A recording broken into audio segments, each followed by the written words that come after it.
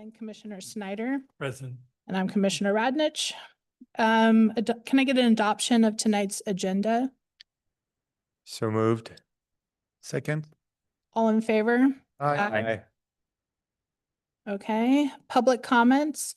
I will share, if you would like to provide a public comment on an item not on tonight's agenda, we do have 2 items on tonight's agenda. If you would like to speak to something not on the agenda, now would be the time. So you could let staff know. If you would like to speak on one of the 2 items on tonight's agenda, there's comment cards in the back. If you could please fill it out and hand it to staff so we could call you up at the appropriate time. So I don't see any in the room. Correct, Chair. None in the room. Anyone participating online, if you'd like to speak on an item that is on tonight's agenda, your opportunity will be forthcoming when that agenda item comes up. If you would like to make a comment on an item not on tonight's agenda, please raise your hand now. Seeing none. Okay, thank you. We'll move to item 5, consent calendar, the June 1st draft meeting minutes. Can I get a motion for the consent calendar? I move that we adopt the consent calendar. Second. All in favor? Aye. Okay. Item 6, continued public hearings. None. We'll move to new public hearings. First, item 7A, Temple Isaiah. Maybe before we have the staff presentation, I would like to ask if there's anything from any of the commissioners that you would like to disclose. I know a handful of us did site visits. In the site visit, we did meet with representatives for the project. So if you have anything to disclose and who you met with, now would be the time. I'll just start going down the row, Vice Chair. I did participate in a site visit myself only, no other commissioners, and made no commitments or comments about the project. Okay, thank you. Yes, Madam Chair, I did visit the site. I believe it was on Thursday afternoon. I met with the applicant, but I did not discuss anything specifically. We just did a site visit. Okay, thank you. Nothing for me. Okay, myself, I also met with the representatives of the project, 3 representatives on Thursday afternoon, did not discuss the merits of the project. Anybody else? As the contrarian, I am going to not disclose what I did, but for the record, I didn't go to the site, but I've been to the site. Thank you. And Commissioner Snyder? I did visit the site and essentially asked several questions. Perfect. Okay. And then I will also just ask for commissioners when we're not speaking, let's mute our things. So it just for the recording is better. So I'll turn it over to staff for item 7A. Thank you, Chair. Arlie Cassidy, Senior Planner, is the project planner, and she will be presenting remotely this evening. So her presentation should be coming up on screen momentarily.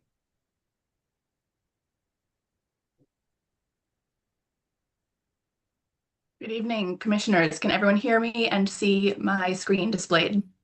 Yes. Wonderful, thank you. Tonight, I am presenting a preliminary review for a proposed community building at Temple Isaiah. The proposed project triggers a land use, hillside development, grading, variance, and tree permit.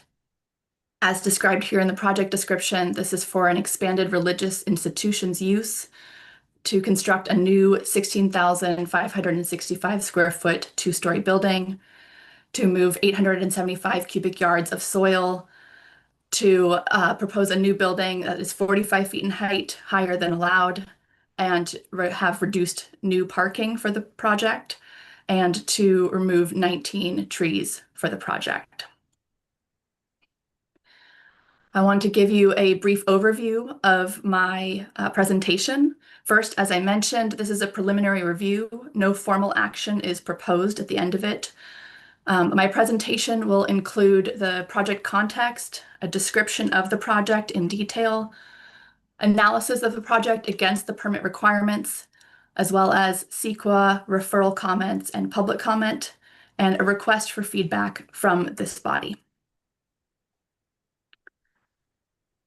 Starting with our context, you can see here that the project sits between Mount Diablo Boulevard and Highway 24 over on the west side of town, almost across from the Lafayette Reservoir.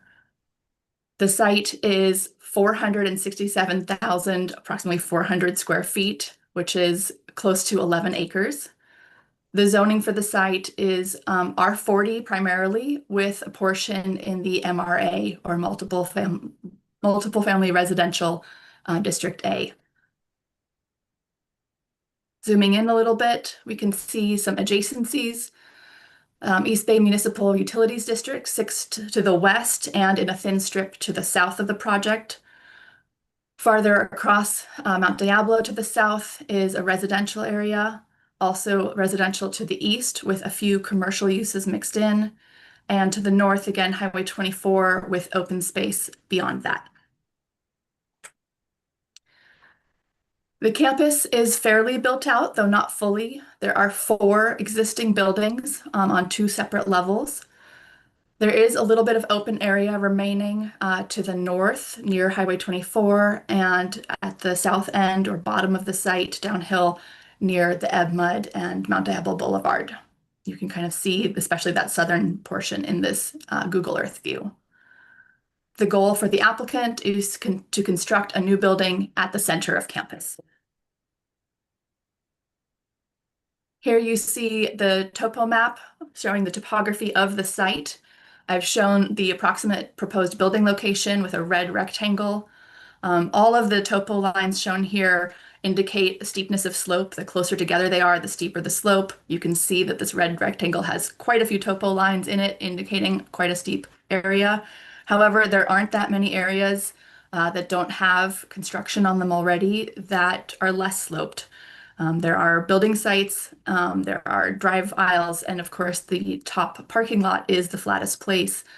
But beyond that, there are no obvious other building locations. It is a very steep sloped area, and many of these areas also have vegetation on them. Here you see a site plan of what's existing now. Again, you can see the 4 existing buildings, the main sanctuary at the center, the day school to the left, the Temple House and Talmud Torah Center at the south end or bottom. There's a total of 66,357 square feet of built or building at this time in square feet. And then impervious surface, this includes the building outline, the pavement, sidewalks, and play areas. Is a total of 178,650 square feet total. The proposed site plan shown here includes the new building. This would be at the top of the hill to the east or right of the main temple building. The fire access is shown in red, that's the dotted line, going up the driveway on the north end of the campus. And then there's 2 different exit pathways that can go either to the south on the west side of campus or wrapping around on the lower level and back to Riza Road.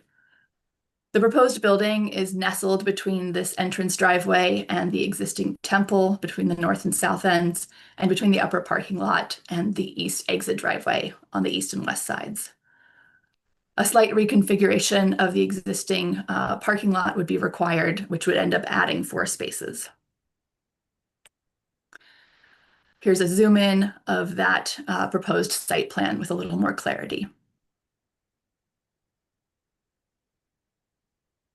Looking now at floor plans, the orientation of the building has shifted. North is now to the right. The existing parking lot is at the upper end. That's to the west side of the building. It just fits better on the slide for better detail here. I'm starting with the upper floor of the building. It's again a 2-story building. The upper floor is actually level with the parking lot. The lower floor beneath it goes down the hillside. So this is the top floor. It includes a lounge, cafe, multi-purpose room, meeting room, library, and bathrooms. And you can also see on the left side or south, there are 2 different levels of decks shown. The first, closer to the floor plan, is the upper deck. This is primarily to the south or left, with a small area to the east at the bottom of the drawing as well. And then further beyond that is the lower level deck, which does have access to that lower level. I'll show you that there. Here you can see just the lower level deck. Below the upper deck is more floor plan on this lower level. This includes offices and open office space, meeting rooms, break room, bathrooms, and a mikvah or ritual bath. Again, the lower deck is shown. It also connects to a path which would extend down to the lower level of campus, which is currently fairly segregated from the upper level and difficult to reach for a pedestrian. Looking at elevations, this is the proposed front elevation. This faces to the west onto the upper parking lot where there's a one-story presentation. The proposed height at this level would be 16 feet and 4 inches to the top of the ridge of the roof there. The materials shown include a stucco finish in a limestone color. There would be a smooth finish on the main building walls, and then below the lower level around the foundation, there's a textured stucco on that level. We also see bronze anodized windows and doors, glass and matte black metal railings, and a limestone decking for the flooring. Looking now at the rear, which is to the east, there's a 2-story presentation as well as a deep foundation wall. This is due to the slope of the building site. Here, the maximum height measured per the Lafayette Code is 45 feet. This is measured from the average of the lowest grade to the middle of the highest roof form. I do want to point out that the 2 stories of the building above the foundation wall would in fact measure exactly 35 feet as required by code. It's only due to the steep slope of the site that this additional foundation wall accentuates the height of the building from this side. Looking at the 2 side elevations, we have the north on the left and the south on the right. Both have exterior stairs that wrap to the lower level from the upper parking lot area.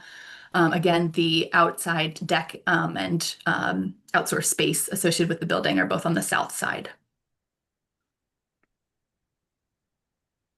Here we have 2 site elevations cutting through the entirety of the property.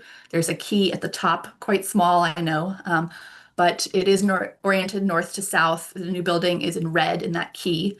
So the first elevation on the top is an east-west elevation looking to the south.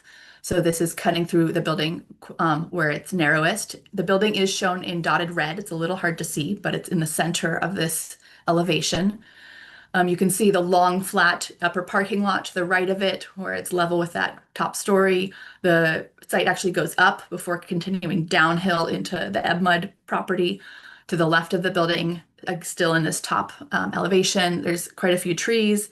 You can see a small car where Riza Road sits, and then across that, some of the residences, and I believe that one business at least is mixed in with those, facing onto Riza Road across the street from the site. The lower site elevation shows, again, the proposed building in dotted red, a little to the right of center. Highway 24 is at the far right, slight downward sloping. But when I do want to point out this lower elevation is north-south, looking to the west, and is actually taken at the bottom of the building elevation. So as if it's looking up at the building where you see the 2 stories sitting against the ground slope there. And so that's why it looks like a 2-story building in the red dotted lines. The slight upward slope to the left of the building here is actually how the hill wraps around just below the temple. And then the next dip and flat area, that's the exit driveway that wraps around to Riza, the temple, religious school, and then a continuous downhill to Mount Diablo on the far left corner. Looking at the grading, this is, again, an image with north to the right, parking lot is to the top of the image. The building's on the right, it shows the full path as proposed. The grading proposed is actually balanced on site. 875 cubic yards of cut and fill each are proposed. The cut is primarily taken from around the site, outside of the building footprint. This would be the path, the 2 decks, a reconfiguration of the parking area on the edge there, as well as the stairwell on the north side of the building. The fill is all going to be placed under the building, typically grading that is within the building pad is not counted towards a grading permit. However, the trigger for a grading permit is just 50 cubic yards. So this clearly does trigger that. And while balanced, only the cut would count towards that grading permit. As far as drainage, the full altered site is outlined in blue here. The drainage plan shows a new 15-inch storm drain attempting to capture that runoff. All runoff must be captured and treated. However, it's connecting at the top of the site on the far right where the parking lot would interface with the building. That's not how drainage works. So we have asked for additional details about how the drainage coming off of the new path or the lowest point of the developed area would be captured and brought to the bioretention area. A proposed bioretention area of just under 800 square feet is shown. It's shown here where the storm drains connect. This would be a new area to process that runoff. We have asked for more detail about how all of that runoff would be captured and brought to this site. Looking at tree removal, the arborist report shows 143 trees inventoried. 71 of these are proposed for removal. The general area of removed trees is circled in red. Not every tree in this area is proposed for removal, but this is where most of the removals would take place. You can see it's generally focused around the building site.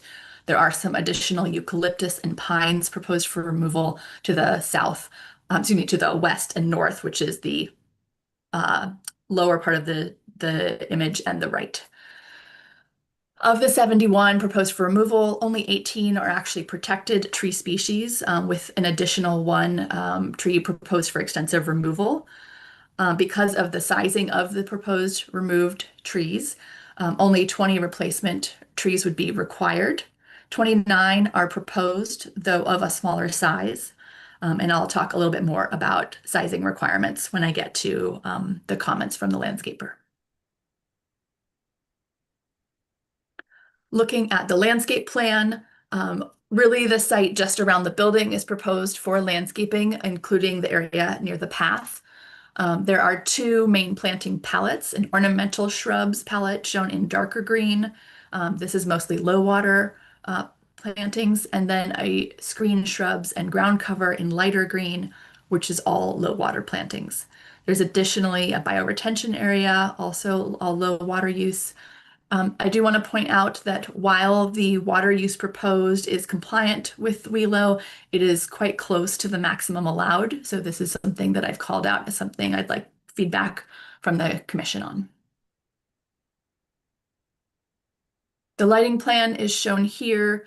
Again, this site plan is a little bit rotated. North is generally to the right, a little bit to downward right on this site plan. There are 4 total fixture types proposed. A wall sconce, 11 of them, generally on the outside of the building wall, usually near an exit door. 3 pole lights.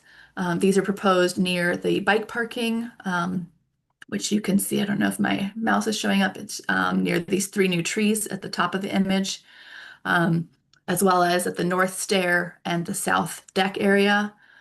35 bollard lights. These are generally the small red dots. These are along the edge of the parking area and down the path off this image all the way to the path's end at the lower level of campus. And 41 stair lights. These are all clustered on the stairs and benches that are part of that lower deck descending down. Those are the small purple rectangles that you see there. All of these are dark sky compliant fixtures, and based on the photo, I'm blanking now, the image of how the light spreads. The light is fairly well contained and downward directed and would not spill off site.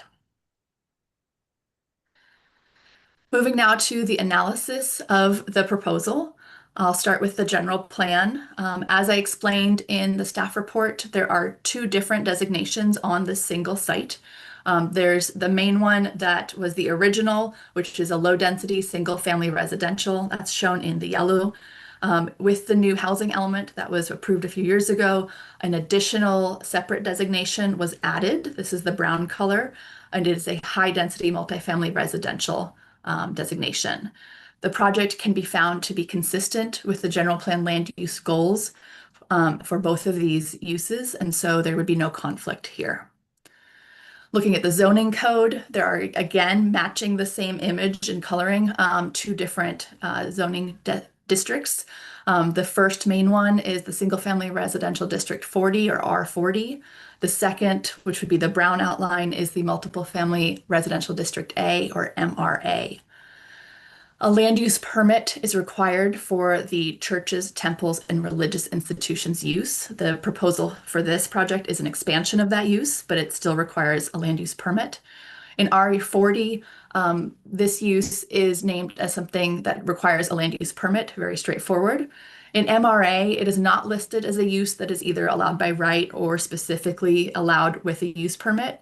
However, MRA does have an allowed uses that is if the Planning Commission found the use to be comparable to the above uses being approved or allowed with a permit, then the Planning Commission can approve that use using the same findings for a normal land use permit. And so staff believes that the findings can be made for both of these zones, Looking now at the hillside development permit, echoing what I laid out in my staff report, the main concerns for this permit are siting and massing. Again, despite the building height, there is a relatively low impact for the massing. This is a rendering shown, provided by the applicant. This is from the top of Riza Road, above where the main entrance driveway connects for the Temple campus. You can, if you squint through the greenery, there is a building rendering behind the existing tree greenery. This shows how the building would appear from Riza Road. And this is the most likely exposure where it's most visible. Not necessarily this exact spot, but this east side looking up at the building.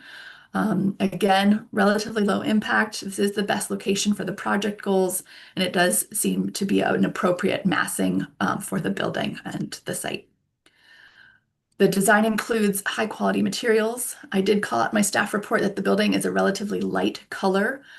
This is something that should be considered with reflectivity and visibility, though again, there's a good amount of vegetation screening the building.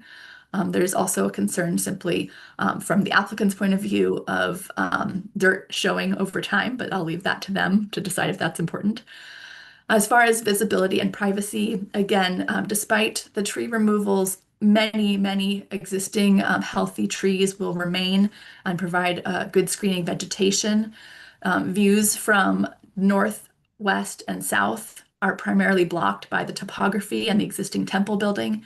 The east side is the only area where there will be views, but as shown in this image, there will be primarily peekaboo views where the building will be visible, but not the entirety of the facade. It will simply be visible through the tree branches. Looking at grading, as I summarized earlier, there is 875 cubic yards of cut and fill, though only the cut is considered for the grading permit. The grading does appear to be appropriate and is well contained to the site. There's no extraneous or unnecessary grading. Again, as mentioned at the beginning of the presentation, the campus itself is quite sloped. There are no better or more obvious flat spaces where such a building could be located and still meet the applicant's goals. Finally, the variances, there are 2 requested for parking and height. I do want to remind everyone listening that the details of the building occupancy and peak trips were redacted from the digital staff report due to security concerns. Hard copies are available at City Hall, open to all.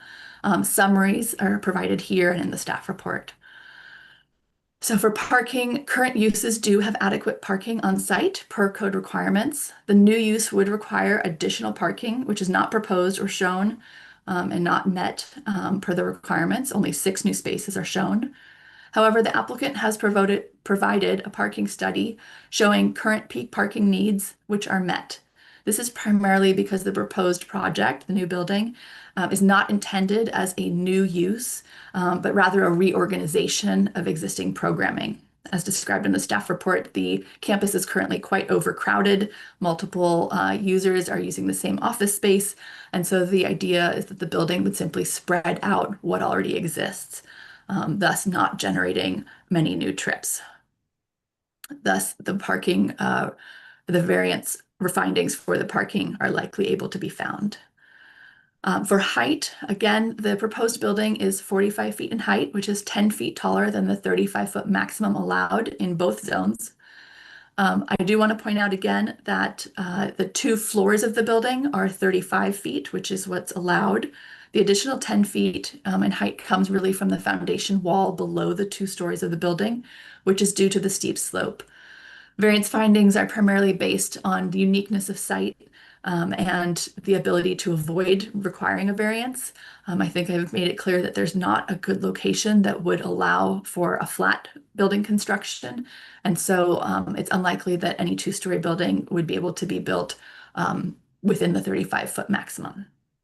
Again, staff believes these findings can be made. Looking now at environmental review. Based on the submitted environmental form and project proposal, the project did not qualify for any CEQA exemptions. An initial study is therefore required and is underway.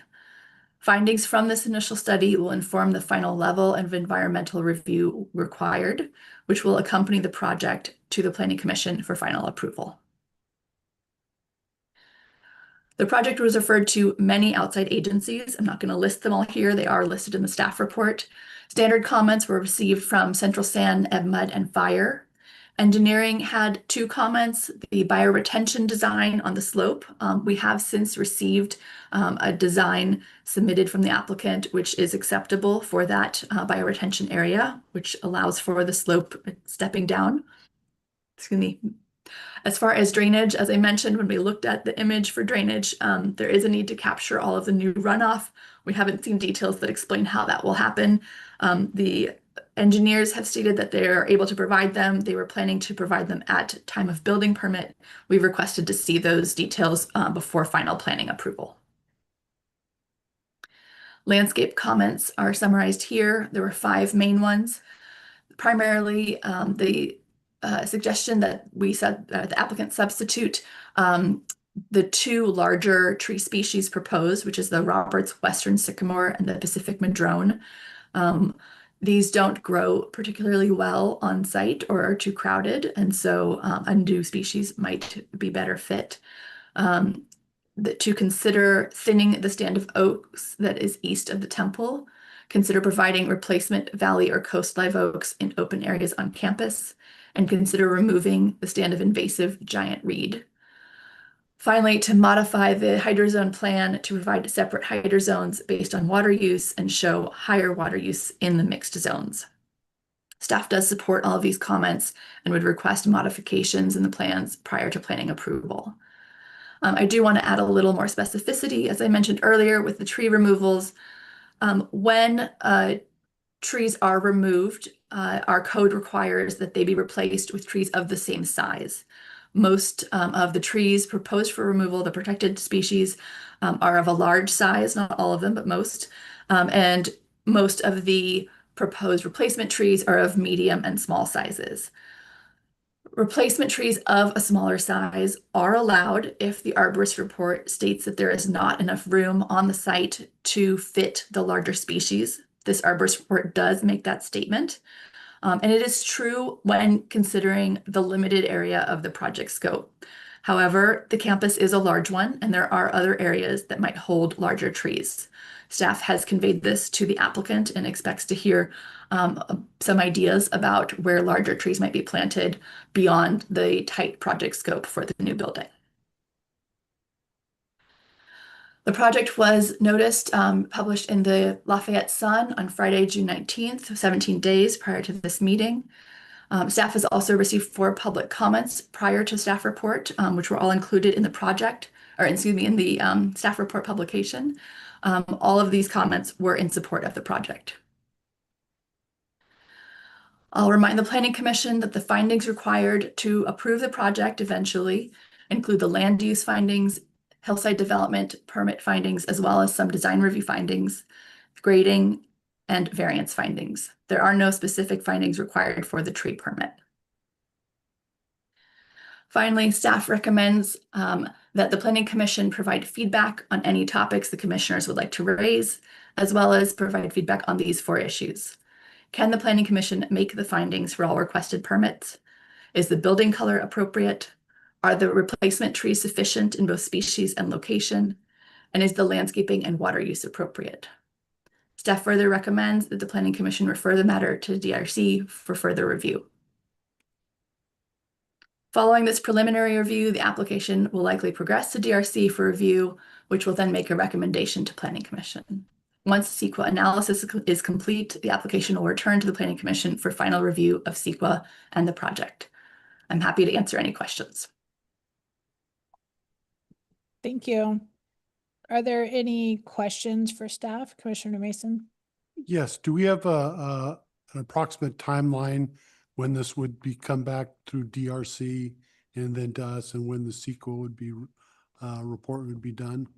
We don't have a hard timeline at this moment. My understanding is that we can progress this if the Planning Commission sends it to DRC, it can be reviewed there, and then once we get the CEQA analysis, it can come back to Planning Commission for review. But we don't have specific timelines for that. Thank you. Any other clarifying questions for staff? Commissioner DeGiorgio? Thank you for the staff report. And maybe we talk about this later, but I wanted to ask you about on staff report page 5, the discussion about the MRA district. It's not clear to me why we have to use this element F, which is the other uses. And maybe you can help us understand why it doesn't fit in with item B, which is the community assembly and education clause. Yeah, it's very close to that use. However, we do have a use that seems a better fit, which is the churches, temples, and religious institutions use.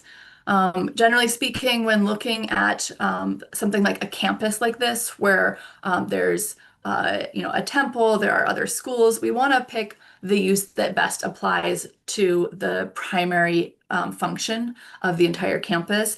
And then there are obviously sub or accessory uses that are slightly different. And when looking at parking, we do break it down, but we generally want to have one standalone primary use. That's what we use to represent when we're considering for a land use permit. And in this case, churches, temples, and religious institutions seems the best fit. Okay, thank you. Mhm. And then two minor technical points you might consider for the next, either when you're delivering a report to the DRC or when it comes back. Please. One is the project plans are scanned as images, and it makes it difficult because we can't search for text on it. And the other thing, no, that's good enough. Thank you. And I do appreciate your report and all the work you put into it. Thank you. Any other clarifying questions? Commissioner Labange? Arlie, do we have a cap on the number of meetings for this? I think that's just for housing related, but I just want to make sure. That's correct, just for housing related. Okay, thank you. Okay, I don't see any other clarifying questions for staff, so I'd like to welcome the applicants team up. You have 10 minutes for a presentation.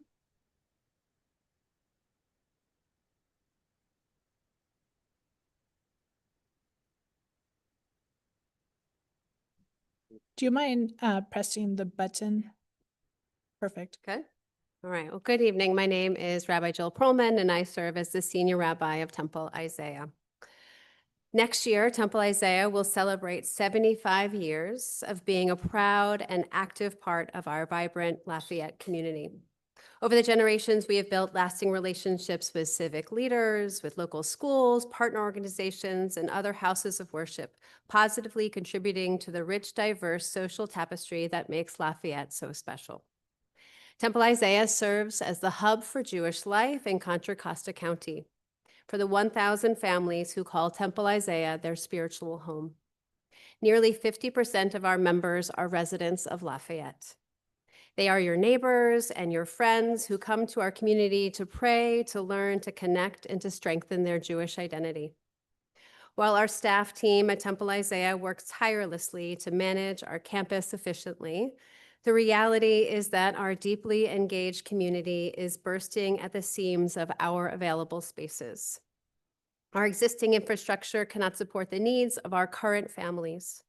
Without these proposed spaces, it is becoming increasingly difficult to cultivate the strong face-to-face sense of community that our families and children and teens and seniors so desperately need. The expansion on our campus will allow us to continue to serve as a gathering space for broader community events as well, such as hosting a local high school's baccalaureate ceremony, senior programming that's open to our larger community, and our recent 5-part multi-faith gathering to mark the 250th anniversary of our country. We want to invest in community serving infrastructure that allows the campus to better meet the needs of today's families while remaining, of course, a good neighbor and a responsible steward of our property.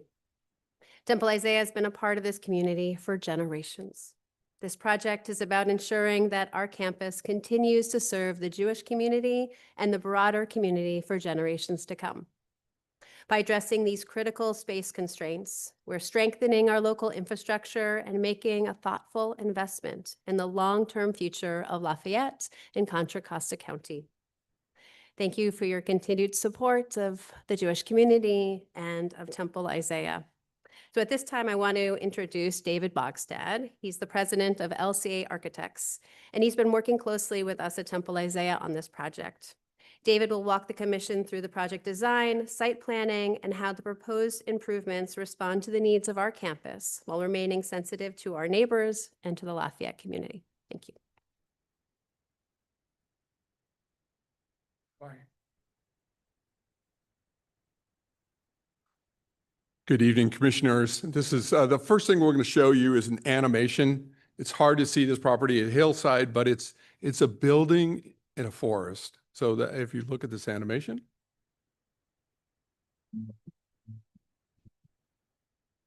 you can see that when this was first laid out, they bought this in the 50s. There was no trees here, and the trees have grown up. Even some of the buildings I did years ago are covered in trees. And that's the hope for the future here.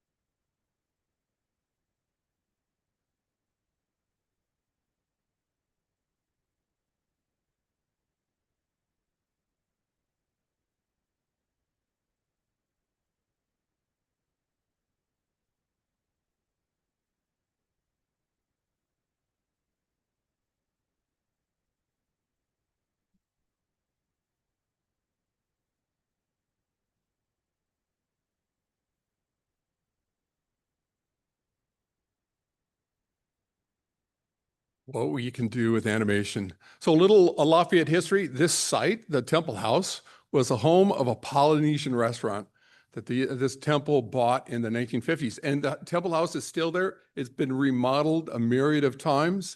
And that's the whole aspect of the project. We're taking the offices from there and moving it to the new building. So all that stuff goes to the lower floors so that we can have all the people. It's always hard to not have everybody in the same space. So it's really an office complex with a welcome center at the top. Next.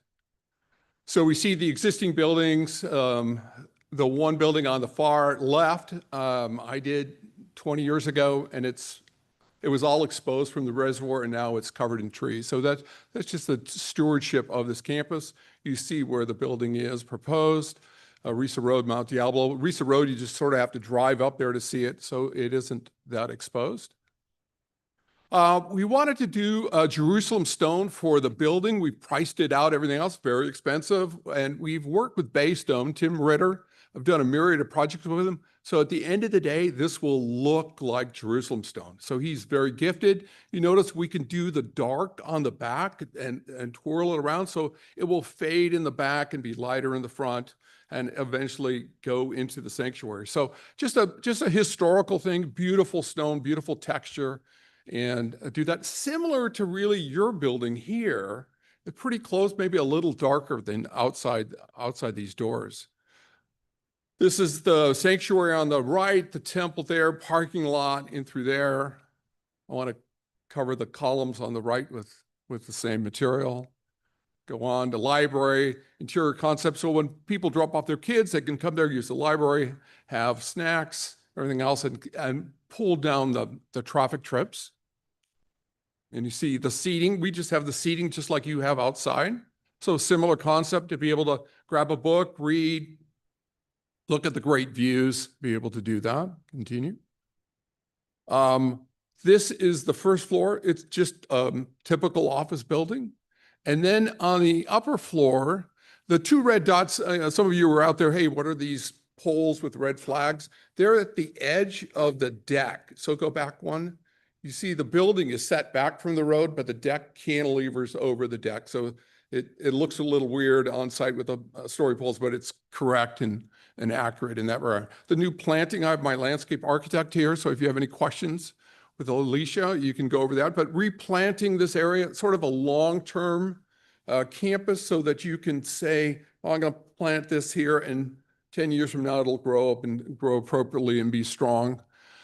Traffic report, did an extensive traffic, and we do have on Zoom our traffic engineer, Mark. And I don't know, we have an entry and an exit, but we also have an exit go on Mount Diablo. So you have two exits, fire department access, everything else, and they've been able to use that and be able to traffic. They manage their traffic very well in through that, drop off with kids and everything else. So a pretty thorough traffic study. We'll go that into detail. 38 proposed trees. They're in the outline of the trees around there. I think we can save even some more trees. We're not going to cut down all 79. I think we're going to drop that around the 50s. I think, you know, this is progress and it is the design process. So I think we can save more trees and be able to do that. This is the height of the building of, you know, outside, as Arlie mentioned. And go back to this. We have the steps there. From the reservoir, next slide. You really can't see it. It's behind the sanctuary. It's in the red zone. That's what I did before and after. So from the reservoir, you can't see it. From the area, this is Risa Road, as Arlie did. You hit the red. It sort of sits there behind the trees. From Branna's building, it's sort of hidden behind that. And this is from the neighborhood property. We're going to do, this is from Google Earth. We're going to do a drone to get a better shot, but you see it sort of hidden behind there. Go on. And then this is across the freeway, as Arlie asked us to go and look, and you see that it's just on the thing above, a little image above that one area. And then here, same thing, a little image. This is a great lot for someone's house there someday. And then we've studied this thing. We have a great team, good civil engineer, famous landscape architects. Mark Moore with ZFA wrote the seismic code. And we have NGO, traffic engineer, arborist, and my team. So any questions? I appreciate all your comments and things, and I think I've done that under 10 minutes. Thank you. I will say I do appreciate you pointing out the two red dots. I had asked about that, so thank you. Are there any clarifying questions for the applicants team? Commissioner DeGiorgio? Hi, thanks for that. And thanks for the flags. I also wondered about those. When the offices are moved to the new location in the bottom of the new building, what will be done with the existing offices? They will be, you know, they have meeting rooms and tutoring and everything else. Those will be repurposed, but it isn't where if a tutor's here or tutor's there, they don't have to interact, where the office all has to interact. So that's a big difference. And eventually, maybe not in my lifetime, but the Temple House does need to be torn down and everything else put in there. Commissioner Mason? Yes. On your traffic study, never had troubles before, don't see troubles now. Are you going to address the traffic at High Holy Days where everybody seems to leave at once and you have to have traffic management. Yeah, the High Holy Days reminds me of the Lafayette Wine Festival when you close Mount Diablo. It happens only a couple times of the year. That we work well with Lafayette Police to make that all work. It's a few days of the year, but other than that, it all works and everybody tries to do a good job and be courteous neighbors. Okay, thank you. Commissioner LaBonge? I'm assuming if you could put more parking in, you would. And while I have no problem if you can't and you're doing the best you can, it seems like no one ever complains if you have 2 extra spots, but if you're too short, that's 2 people who are going to complain. So in looking at your overview, it looks like there's not really an easy way to do that. And so I'm assuming that was part of it. I'm not trying to catch you in anything. No. But- It's a good question. Yeah, there isn't. We've pushed and shoved. I think we get 7 more parking spaces in refining that. So there isn't any more square inches of stuff to be able to fit in. And it goes to the last comment. You guys do a good job at parking management and high load days. So, and I'm assuming based on the public comments I saw and everything, I know that there's no issues that happen that people can't live with that would require more parking. Correct. Okay, thank you. Commissioner Snyder? Yeah, my main concern has always been parking there. Just given the capacities of the sanctuary and the other buildings, you're really pushing the limits on the parking if you start getting that building up to capacity. My other concern, though, is the circulation of both vehicles and pedestrians. When you walk to the site, I've been there several times, and over half the times I've walked. And getting from the lower parking to the upper parking, as a pedestrian, you're always dodging cars and traffic. You tend to be using the same right of way, especially from Temple House, that little area there and all. Have you looked at options for taking and having some separation of pedestrians from the traffic, especially below the site you're talking about in front of Temple House? And Yeah, if you go back to the site plan, we are doing a new ramp, which is an expensive ramp, all the way down to where the Temple House starts. Whereas before you had to walk along the street and climb up those steep stairs. So that will be, I think. That's where the drainage is also. Yeah, so it's along that edge, maybe. No, that isn't, yeah, the little pathway to your left down is going down. It's an accessible path, so it goes down very gently all the way to the Temple House. And That's- what about from where that path goes on to the exit road? You're still going to have to kind of walk through that little parking area there? No, it will go down. So the next time I'm here, I'll do a better explanation of the ramp. But yeah, we've looked at that and everything else. The other thing with parking is the office parking isn't used during the worship days and vice versa. So that's where that has shifted. So we'll explain that better on our next meeting. And when you do have high holy days or larger activities, how the connection is from the lower to the upper part of the campus and how those logistics work when people have to park off sites, they don't have to Right, enter be able to all walk up there, walk yeah, up, yeah. how they're going to take and interact with the vehicle traffic. Correct. Yeah, that pathway will go up and connect to the ramp and then they'll go up the ramp. But Thank- more to show in our next meeting for Thank you. DRC. Any other questions? Okay, so thank you. Okay. We will open up for public comment and then you'll have a chance, 5 minutes to provide a rebuttal or any responses. So if you would like to speak to this item and you have not yet handed staff a comment card, now would be a good time. And in the meantime, we'll open it up to speakers in the room, and then we'll go to speakers on the phone. Thank you, Chair. We have 3 speakers who have noted they're available for questions, but do not intend to speak unless the commission has questions, those being Chris Sundblad, Stephen Gordon, and David Douglas. So 2 additional speaker slips for folks in the room. The first speaker who can approach the podium is Jasmine Tarkoff, and she'll be followed by Jill Douglas. You're welcome to use the podium if you would like, and press the button if at the base of the microphone stem, if that's not illuminated. How's that? Great. Perfect. Thank you. Good evening. My name is Jasmine Tarkoff. I'm proud to call Lafayette home for nearly 30 years and have had the privilege of serving as a past president of Temple Isaiah. Today, I am helping to lead our capital campaign to bring this vision to life. As somebody who raised a family in Lafayette, I've experienced firsthand what makes this community so special. Lafayette is a place where people value connection, service, and bringing people together. That's why this project matters to me. It isn't simply about adding a building.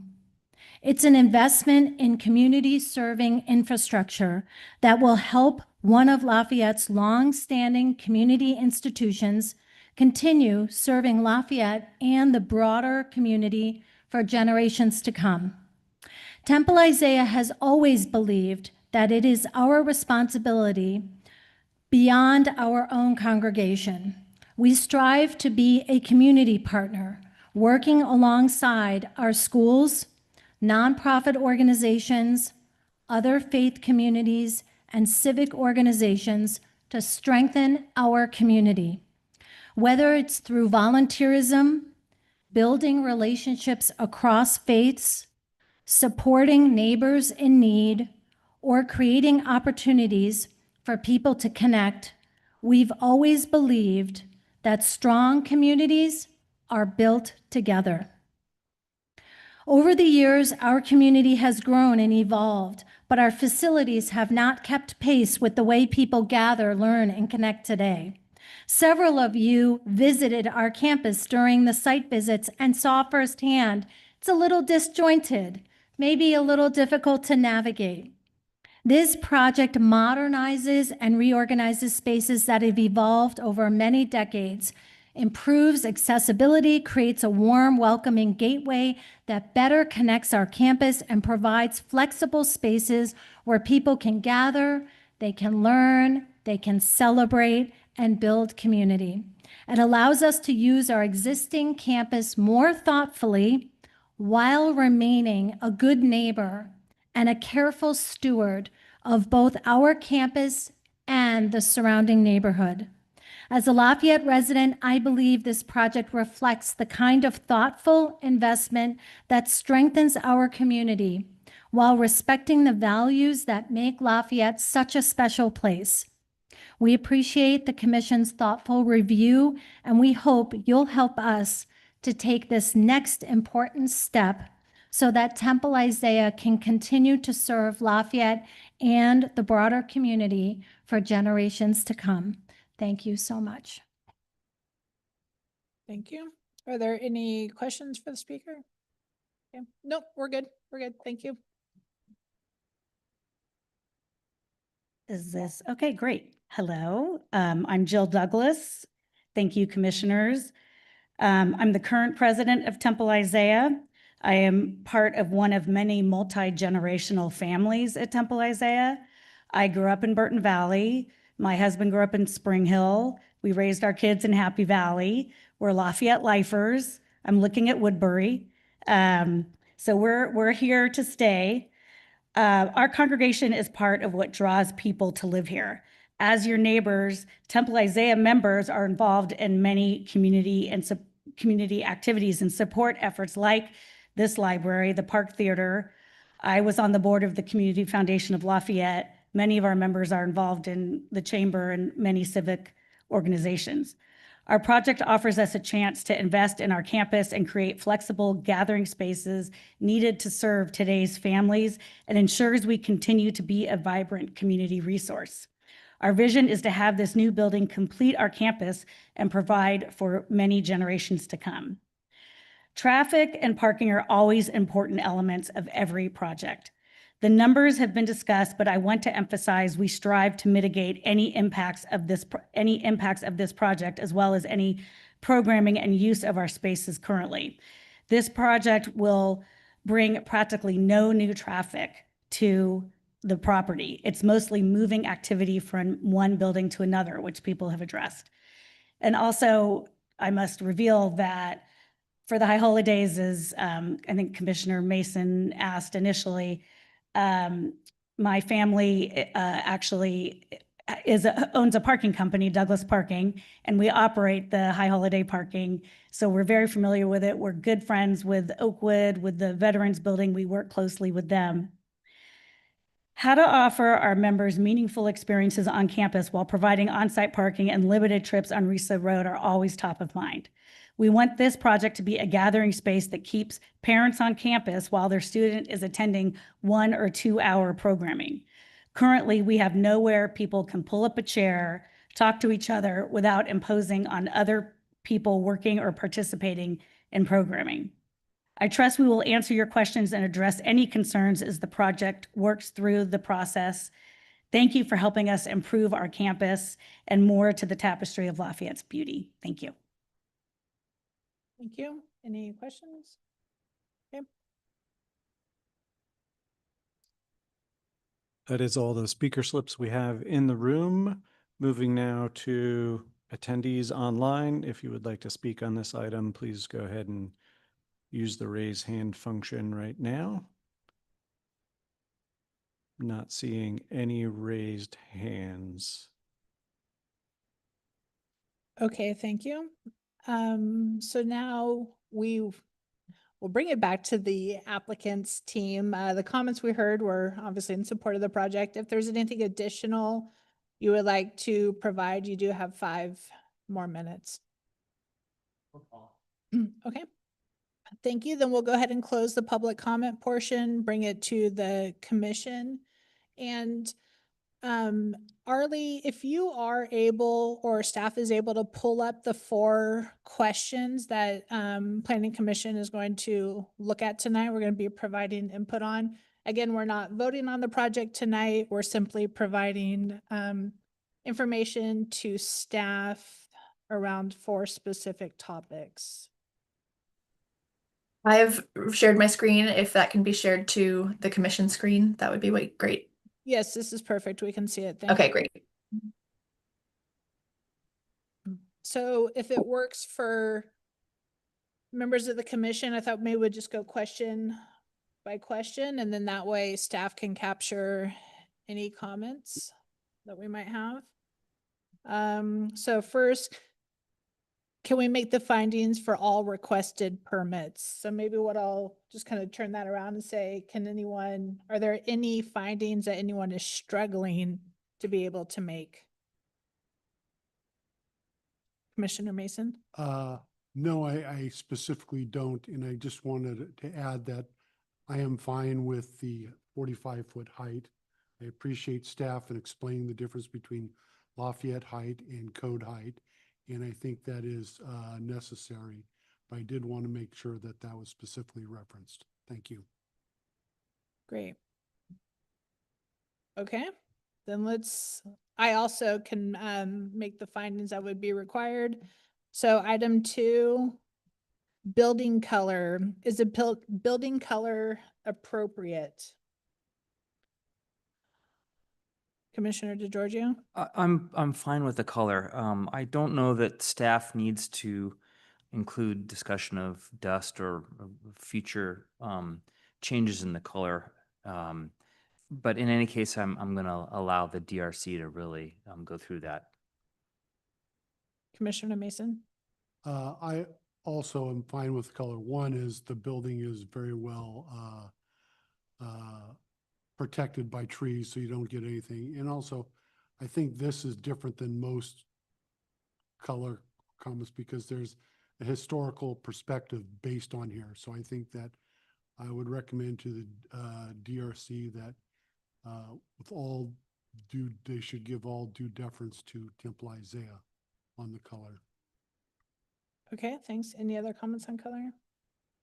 I don't disagree, but I want to be a little careful how we phrase that, because if historical precedent was, let's say, neon green for some other group, would we still say that? So I just want to be careful. I have no problem with this color and it seems very appropriate, but I'm just a little, I like to take more of a laissez-faire approach personally. So I'm saying that for myself, and anyone else can hear what I they want. just wanted to explain.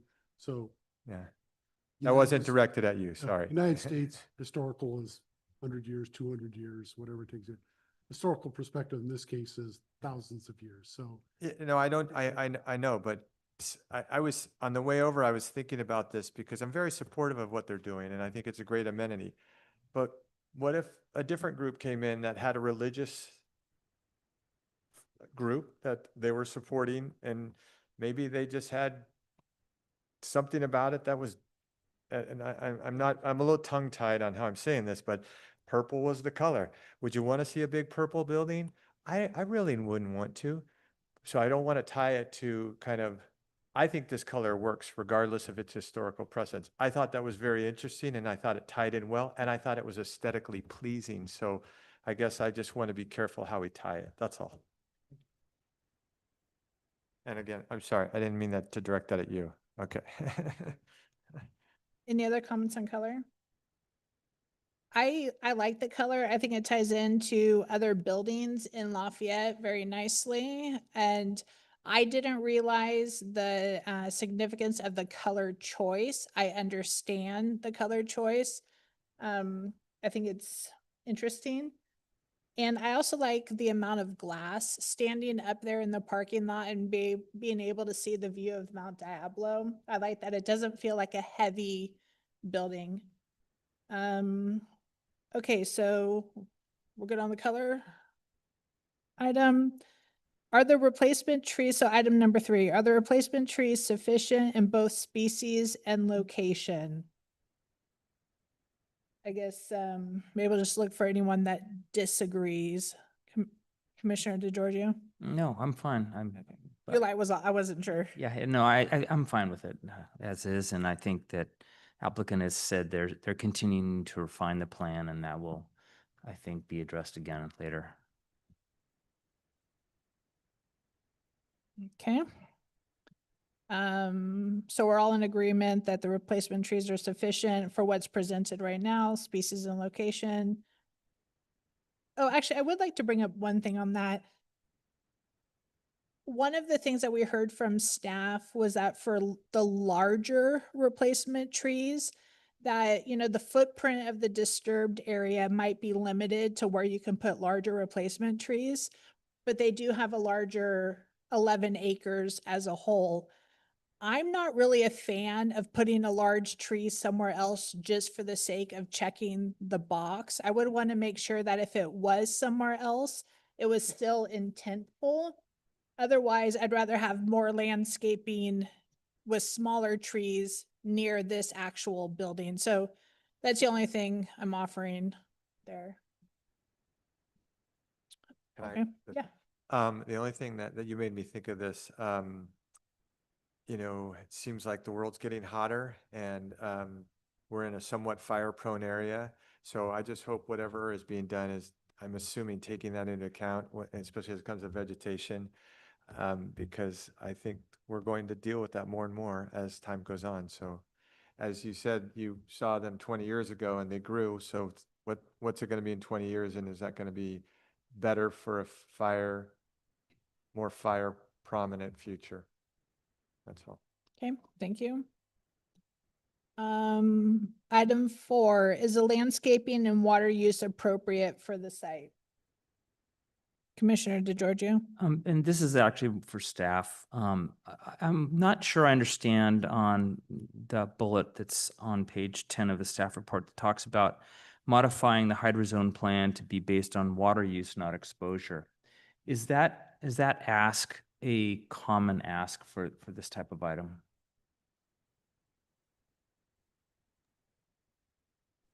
I don't know that that's a common ask. I think the intent, and this is I'm paraphrasing here from the landscape consultant Penn Phillips of Inside Out. This is an ask that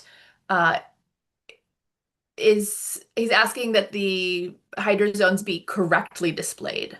The applicant has shown hydro zones based on the two planting palettes that I described, the two different colors shown. However, as I mentioned, at least one of those palettes has a mix of low and medium water use plants or moderate water use plants.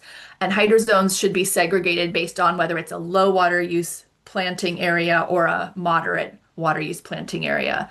So the fact that they've shown a hydro zone that has both levels of water use isn't a correct description, or isn't a correct plan, basically. The hydro zones should be one color representing all of the low water use areas and a separate one for moderate water use areas. So if there's plants that having those two separate levels of water needs in the same hydro zone, some plant is going to not get the right amount of water. Does that make sense? Yeah, thank you for the clarification. Of course. Okay. Any other comments regarding the landscaping water use appropriate for the site? I know one of the questions staff had asked, Arlie had asked if we're comfortable with the fact that the projected water use is just basically about 1,000 gallons less than the max allowed.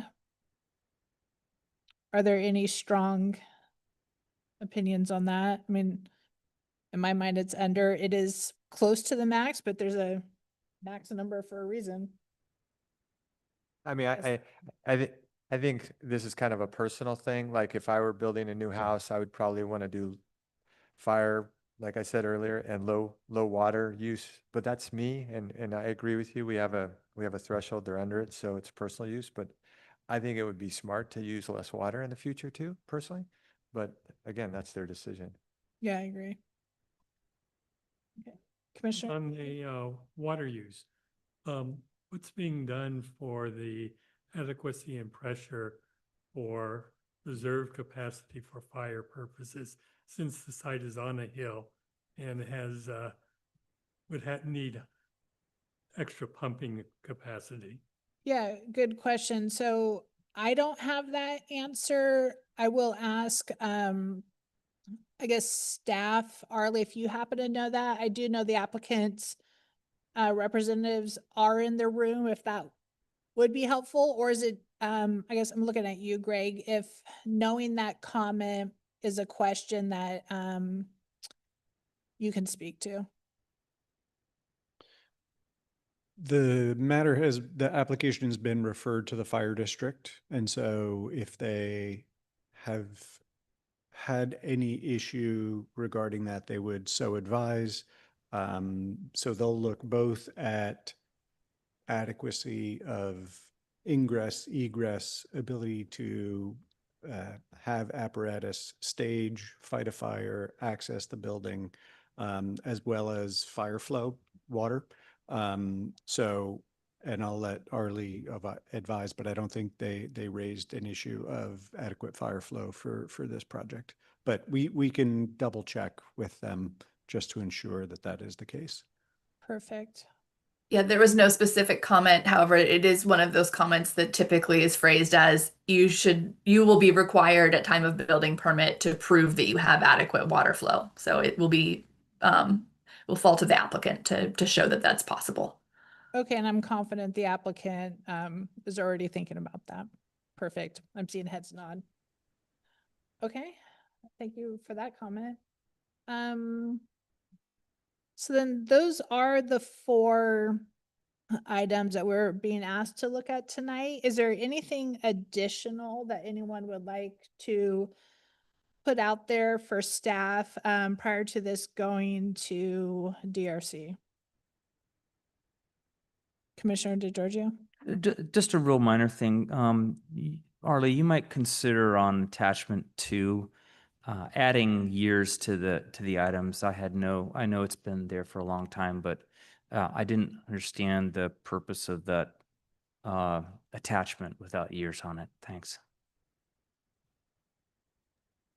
Apologies, I don't have it right in front of me. I assume you're talking about the history of permits. Is that correct? That's right. All of our permits are numbered with the year in them, so apologies for not making that clear. The last 2 digits of our 4-digit year are the second part of the application.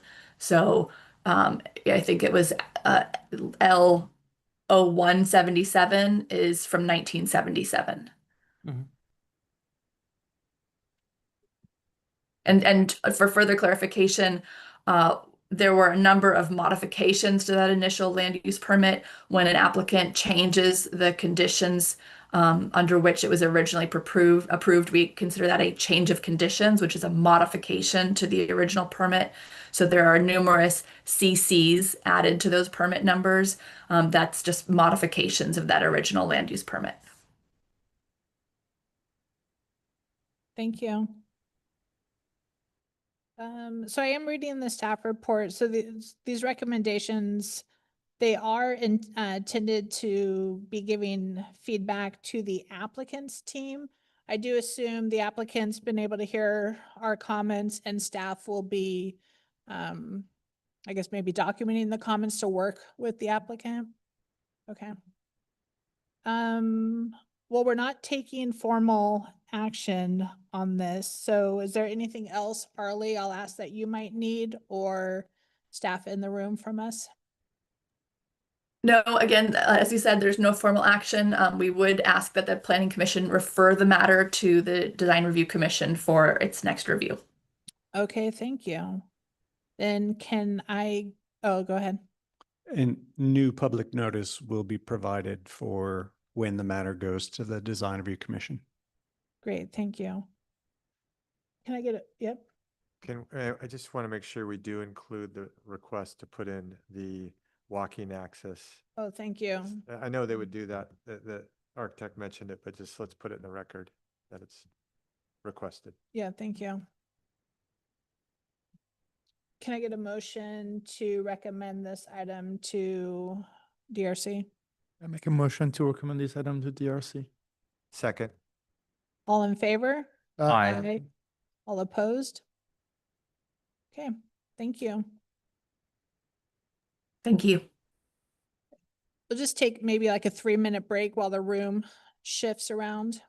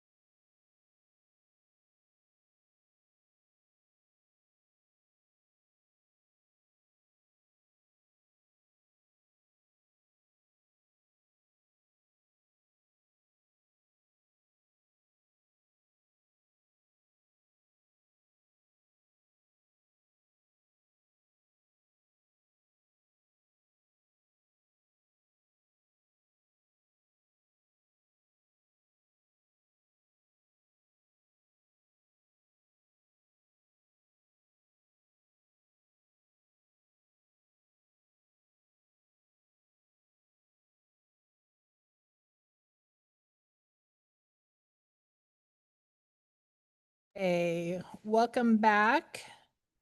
Guess it's maybe about 8:18 on the clock in here. Go back to our agenda. We're moving now to item 7B. It's a request for hillside development permit, design review, tree permit, grading permit. And I will turn it over to staff for a presentation. Thank you. Good evening, Planning Commission. My name is Madison Church. I will be presenting the Phase 1 Hillside Development Permit siting and massing determination for Carlisle Terrace, an unaddressed property. A Phase 1 permit analyzes the siting and massing of a proposed development on a vacant lot and is reviewed by the Planning Commission.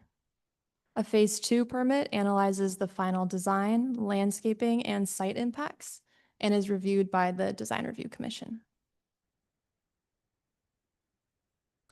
First, I'd like to provide some context. On the bottom left, you'll see a vicinity map, seeing that the site is located in the southeast portion of Lafayette. On the right-hand side of the screen, you will see a context map. The site is highlighted in green and designated with a yellow star.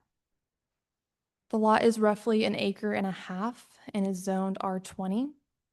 As you can see on the aerial imagery, the lot was previously developed with barn structures, but these have since been cleared. Access to the site is provided by a dirt road from Burton Vista Court across 9 Burton Vista Court within an existing access easement.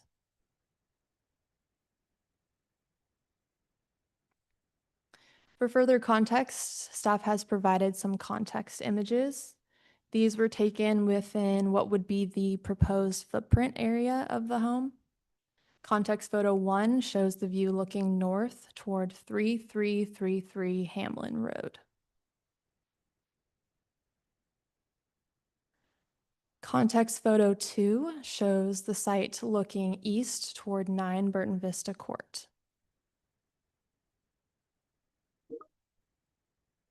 Context photo 3 shows the site looking south toward a heavily wooded area. And lastly, context photo 4 shows the site looking west toward 3336 Carlisle Terrace. In summary, the main points here are that the site is heavily wooded with existing mature tree coverage, and visibility is limited to the adjacent properties while standing on site.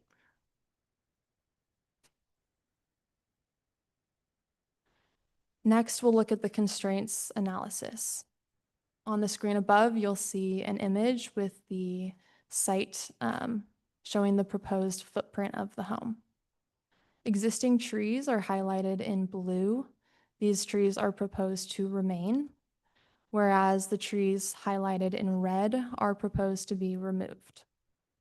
The lot slopes down steeply toward the north and the south, which can be seen through the topography lines on the map. The lot is heavily wooded with mature trees, and the proposed single-family home would be sited within the flat clearing toward the northern portion of the lot. No trees would be proposed for removal for the footprint of the home, and 11 trees would be proposed for removal for the access driveway.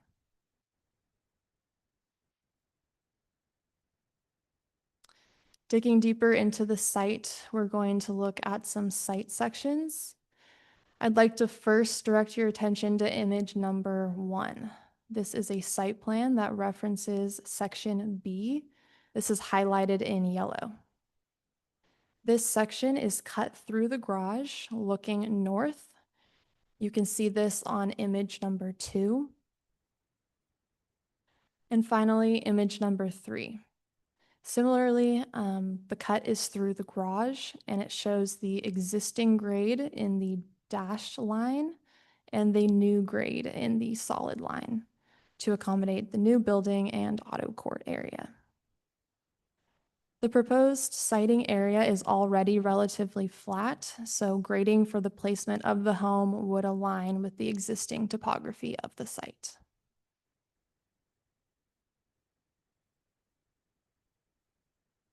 Looking at the massing on the screen above, you'll see the front or east elevation. The project proposes a 4,330 square foot single-family residence with an attached 2,200 square foot garage. The maximum height would be 31 feet 6 inches, which complies with the applicable height limit for this zoning district. The massing incorporates a combination of 1- and 2-story roof forms and is articulated through changes in wall planes, covered entries, balconies, and varying roof heights. Final design details will be reviewed during the Phase 2 process.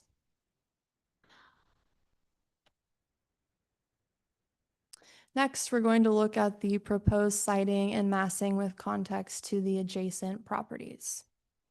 On the image above, you'll see the blue building.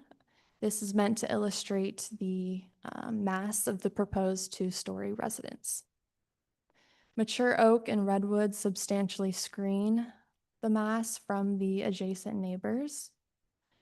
Areas that are less dense with vegetation are in the northwest and east corners of the property. This is between 3336 Carlisle Terrace and 9 Burton Vista Court. Additional landscape and tree plantings could mitigate any minor visibility of the project. And again, final landscaping details would be reviewed during the Phase 2 process.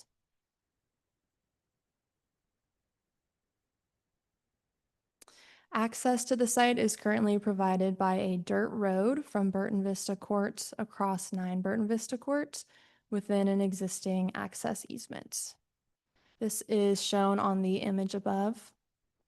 The existing dirt road is 10 feet wide, and the project proposes a 16-foot wide paved driveway requiring removal of 11 oak trees.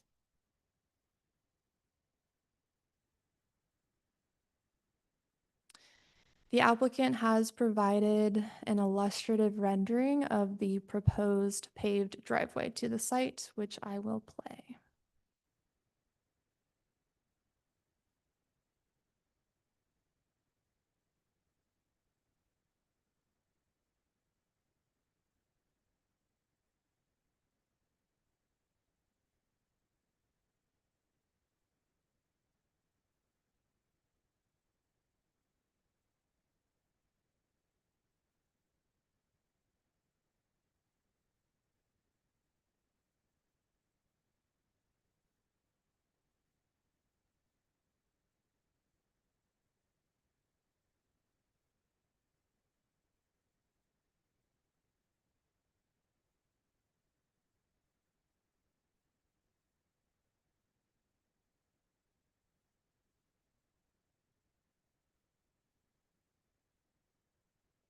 The project was referred to various referral agencies for comments. These are shown on the screen above.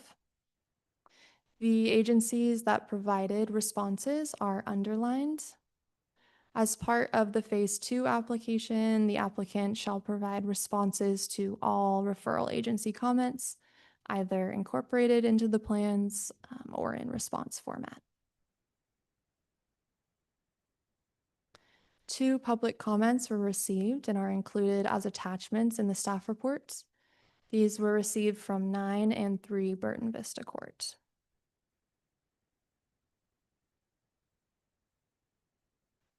Staff's recommendation is that the Planning Commission adopt PC Resolution 2026-06, finding the project exempt from CEQA and approving the project subject to conditions. That concludes the presentation, and I'm here to answer any questions. Great, thank you. Are there any clarifying questions for staff?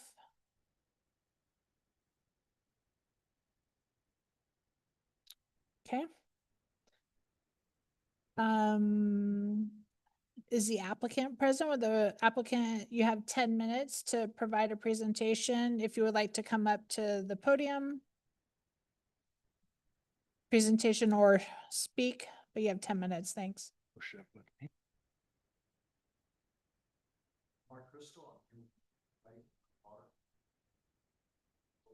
Sorry, I know that one balls, but yeah, if you could just, It's not on. perfect. That's not working. There we go. Yes, Now that we- works. Okay, Yeah, now. perfect. Thanks. I am the owner and builder of the property. We currently live in Walnut Creek. Looking for a nicer place. We currently live in a house that I built in 2016, but the school system is obviously much better in Lafayette than it is in Walnut Creek, and that was really the driving force for us looking for a place in Lafayette. I stumbled across the property, obviously got excited with how private it is. Ultimately the goal is to build it fast, quiet, which is not going to be possible. And I know that people are going to be disturbed by it. But we will minimize the time and do our best to get it done quickly and not disturb the neighbors or anybody in the surrounding area. Other than that, I don't know what to say other than I am a family guy. I am a handshake guy. I enjoy my neighbors. Like to enjoy my neighbors. Ultimately, that's the goal, is to build the place and become friends with the neighbors and enjoy the place together, hopefully. Okay, thank you. You Are got it. there, if you don't mind just waiting 1 sec, are there any questions for the applicant, Commissioner Mason? Yeah, great lot. It's well shaded. I don't see anybody having problems with it. Just one quick question. Can you walk through the 2,200 square foot garage? So obviously you have some specific Right. plan for that. I like cars. I own some equipment that I don't like being outdoors, so I decided, being that this is going to be my retirement home, build it the way that I want it when I go out, and be able to have the comfort that I need in order to have my toys or everything indoors versus, having sheds and stuff like that outside. I don't want to add on later on as I need it, another, storage unit and stuff. I thought go with a bigger garage and then you just can have it all inside and you don't have to have the extra shed. Understood. Thank you very much. You got it. Any other questions for the applicant, Commissioner Salimi? Thank you so much. Thank you for your project. How long have you owned that lot, and have you had the chance to actually meet your neighbor and introduce yourself? I have, yeah. So we started the process in May of 24. We opened escrow. Escrow took a long time for various reasons. We actually closed escrow in January 10th of 25. I have gone to all the neighbors and introduced myself.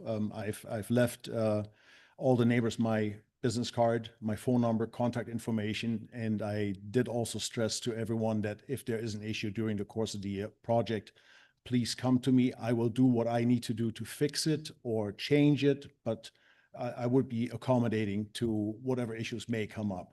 I'm transparent. I have drawings, and if anybody is interested in seeing it personally, then I'd be more than welcome to show anybody that's what's going on, what's going to be built, and maybe explain as well what the phases are going to be or where the disruptions are going to be. I know we have a shared access road, and my intention with that as well, and I stress that to all the neighbors, is to let them know ahead of time if there's, concrete trucks, maybe 10 trucks are coming a day, that I would give them ample time and alert them that, hey, this day there might be a lot of heavy traffic. So I will, and I promise to do what I need to do to make their lives easier during this construction process. Okay. Thank you. Commissioner Labange? I'm trying to discern from one of the attachments and one of the letters, did your neighbors, and they're probably here, so I'll ask them too. Did the neighbors at 9 Burton Vista Court change? Was there a turnover of people? That's correct. Sometime between 2025 and 2026? That's correct. Okay. Okay, thank you. You got it. Okay. think that's it. Thank you. Yeah, thank you. I will say before we open it up for public comment, I did forget to ask if there's anything anyone would like to disclose. I know personally I did visit the site today. There was no one present. I didn't talk to anybody, but I did go up there. So is there anything just any interactions anyone would like to disclose? Okay, thank you. We'll open up the item for public comment now. So if you are in the room and you would like to speak and you have not provided a comment card, please hand it to staff. And I will look to staff. We'll start with comments in the room and then go online. The first commenter in the room is Pat Schultz, who will be followed by Eric Schaffer.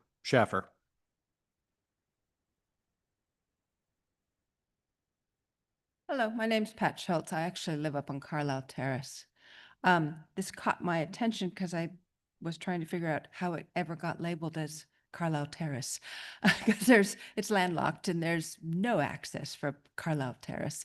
So that was one of my curiosities. And I think my other question has now since been answered because I wanted to hear about access to how people were actually going to be able to access this property. But in watching the presentation, I was wondering how this connects into, or does it affect the park that's now down below my house, which we lovingly call the Batwing. But it's that new parkland that's being developed, and I didn't know if this dovetailed onto it. And I saw that the Parks and Trails Commission was one of the agencies that replied, and so I don't know how to access the information from their concerns. Okay, thank you. I will ask staff. Yeah. We're happy to respond now, and I'll ask Madison to attempt to summarize PTR's comment response, but the subject proposal does not affect the Batwing property whatsoever. It doesn't encroach upon it. It doesn't have access across it. It doesn't remove trees adjacent to it.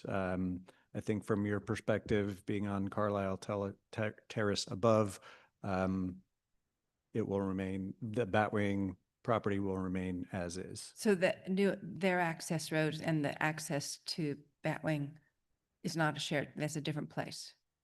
Correct. And we can bring up the exhibit, which I think can show kind of the relative relationship between the subject property and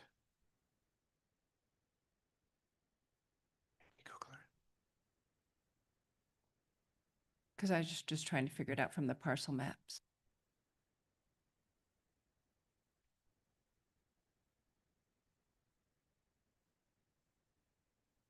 this is best. So you can see, Just a tiny tip of it. well, Yeah. Burton Vista Court comes up from St. Mary's Road. Does the mouse actually show up on screen as a pointer? No. Okay. So Burton Vista Court winds up, and then you saw the access over 9 Burton Vista Court to the subject outlined starred parcel. The Batwing property is up and north of there and fully unaffected by what is proposed. So there's no intention to try and come through from Carlisle to this property, which was my concern. Obviously Correct. not. And to answer your question, how did it get addressed as Yeah. Carlisle Terrace? 3336 Carlisle Terrace and the subject parcel were once one parcel. Okay.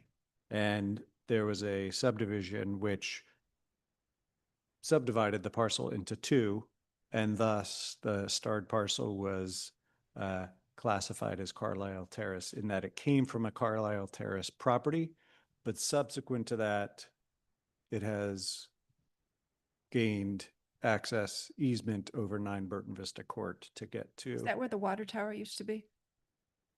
I believe it was an East Bay Mud property. I don't know if there was actually a water tower there. There was. I used to There was? as a child. Oh, very good. Yeah. Okay. Thank you. I think that is accurate. Yes. Thank you. Next speaker.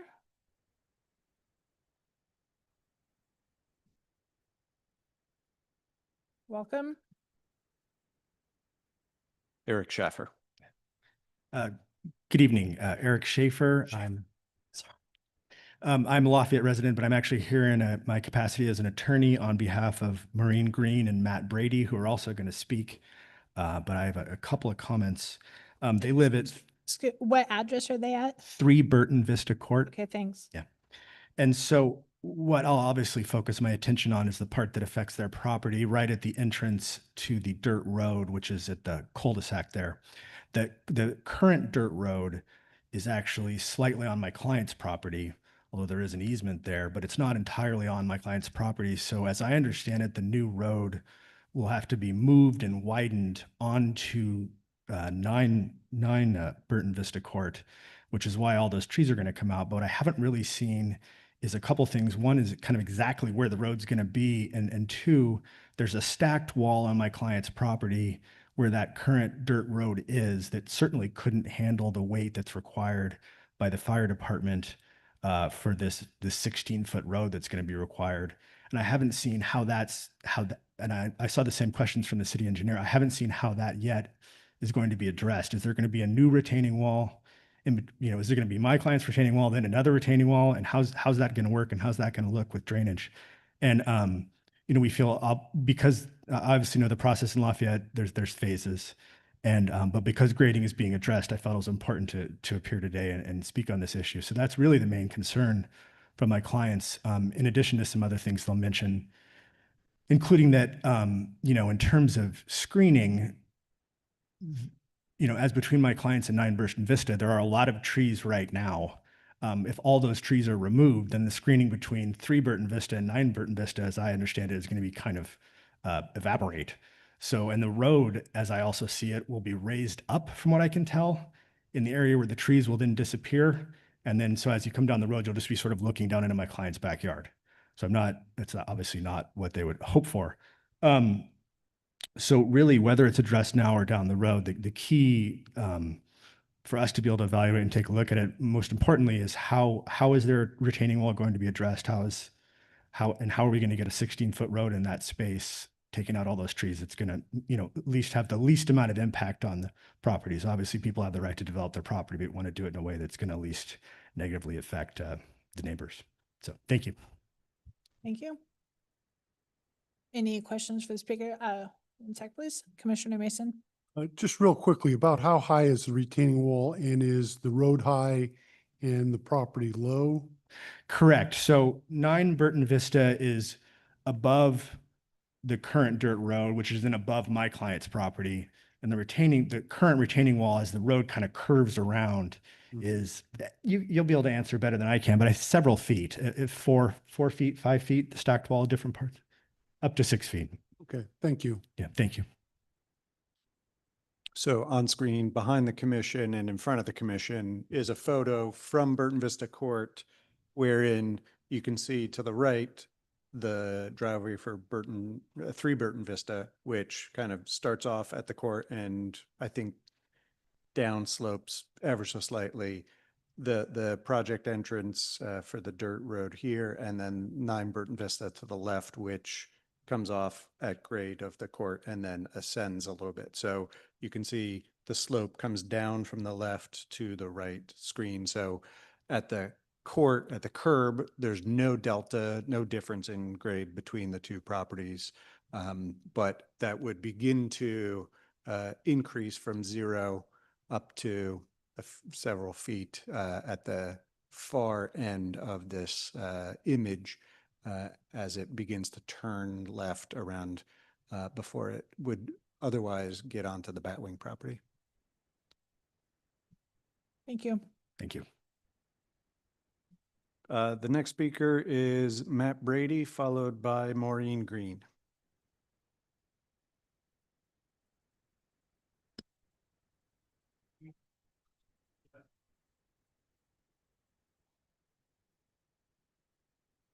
Yeah, that's fine. Whoever wants to go first would be great. That's fine. That's why we capture names, so we're good.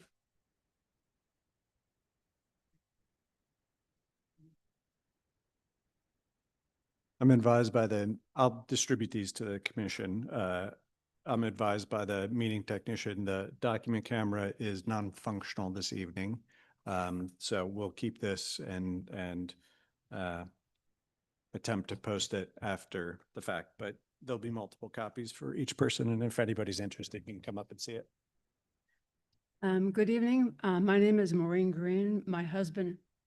Sorry, do you just mind waiting 1 second so we're focused on hearing your comment? Sure. Thanks.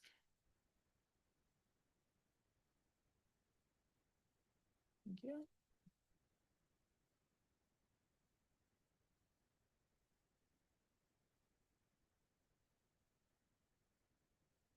I didn't want to take away listening.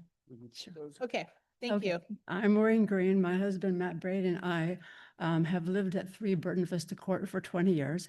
We submitted a comment letter, but we would like to just highlight some of the points in it tonight. Our main concern is that we do not believe that the record is sufficient for the commission to make the findings about feasibility, safety, and privacy impact of the proposed access road. First, the feasibility. If you look at Exhibit A, we wonder whether there's actually even the adequate width necessary for this road. The current access is a narrow dirt path cross-cut into a steep slope with hard constraints on either side. On the uphill side, that's the driveway for Burton Vista Court is a hard constraint. And on the downhill side, there's a curb block retaining wall that's further back on the path from the entrance. And that's a hard constraint, and it supports only light traffic, not construction or regular traffic. These constraints are only about 18 feet apart along a lot of their distance. I understand that the access road isn't fully engineered at this point, but we know it needs at least 19 feet because there's 16 feet for the driving surface for the fire vehicles. There's 2 feet for the new retaining wall. There's some clearance, about 1 foot or more needed between that new retaining wall and the existing crib block retaining wall. And that cuts to 19 feet. Supposedly or presumably there would be additional width necessary for guardrails or for whatever structure it is that's going to hold up the road on the uphill side. Because we understand that what is going to be used on the downhill side to keep the load off of the existing retaining wall is a pure supported Grayman beam structure that has a 5-foot high retaining wall. So I've provided this cross section that kind of lays out this issue of whether the road can even fit. The second issue is safety. The road will result in 3 driveways entering into the small cul-de-sac at the end of Burton Vista Court. And we don't believe that there's sufficient information in the record to make a determination about the safety of that alignment. On the plans submitted, we haven't seen our driveway. So on, let's see, Exhibit C, I think it is. We've provided some depiction of what that driveway looks like, including with traffic on it, and an indication of the plans that don't show our driveway at all.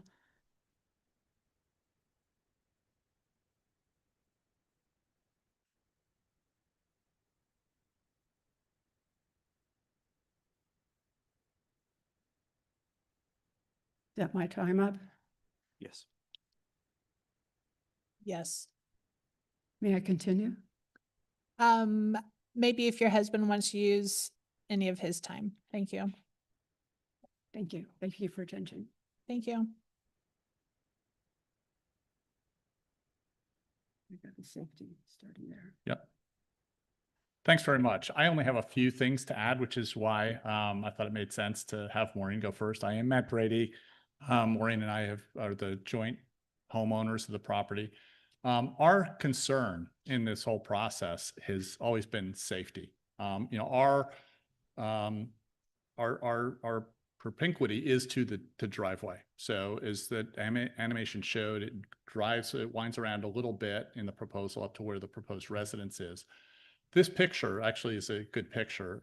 Greg, as you were just saying, from this angle, the elevation is relatively mildly uphill, but just to the right of where that dirt path is shown, things decline precipitously. That hill is steep. And Commissioner Radonich, thanks for coming and visiting. I don't know if you noticed it when you were out there today. I don't know if you walked that path, but there's a very steep drop off, and that hill is supported by the retaining wall that we were describing just a minute ago. And so supporting that hillside as new loads are put on it has always been a primary concern of ours. In addition to which, we do have a concern about trees on our side of the dirt path. So as I think staff mentioned during the presentation, you can see that to the left of the path are the trees which are proposed to be removed as part of the project. We have 6 or 7 trees on the right side of the path on our property, which are a combination of live oaks and very mature redwoods. And we have an arborist report which says that digging down and doing the work necessary on the dirt path to create the necessary driveway would threaten the health of those trees. And I think the city's arborist initially thought that was not going to be the case, but apparently because their report projected a very shallow kind of digging to support the driveway. Our understanding is that there is a much more substantial project now contemplated to give the support necessary, including the drilling of substantial piers, which would go down far enough to affect the root structure of the trees on our side of the property, which we are told will cause those trees to die. And if those trees die, not only is that a loss of privacy, which is too bad, but we're concerned about the impact on the hillside. Again, it's a kind of a fragile environment, and we want to make sure that things are kept, with the maximum integrity. The last thing I will say is that because we've been concerned about the amount of load that the dirt path in its current form can take, we were advised by an engineer that in its current form, vehicles with an axle load of 3 tons are the maximum that is rated for, which I think is not nearly enough to support construction work. So we would ask that the commission, as a condition to approval, say that vehicles with a load of more than that 3 tons per axle not be permitted until that whatever the requisite support is available takes place. Thank you. Okay, thank you. One second, let me just see if there's any questions for the speaker. Yeah. Commissioner Mason. Yes, first of all, thank you for this because it helps make it a lot clearer. This is what I do in my alternate life.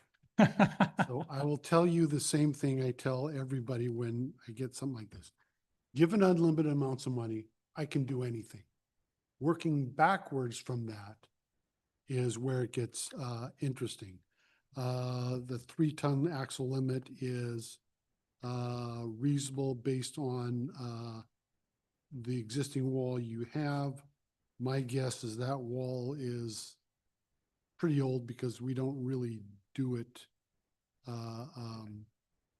Do that as Don't do it that way anymore. Yeah. It's basically a gravity wall. Yeah. Is what it is. However, in putting in the new retaining wall, it will have to take the load off your retaining wall. So your retaining wall will be, should be fine. But yeah, it's, there's a lot of hills in the Bay Area and a lot of people who do these things for a living, and can't speak for the, about what's the on-center spacing of your trees? Gosh, I don't know. I mean, we've got a number of them. They're probably 10 feet apart from each other or so, maybe a little bit less. Is that what you're asking? How far apart? Yeah, because in other words, a retaining wall like this would probably be placed on 24-inch diameter piers that go down into bedrock.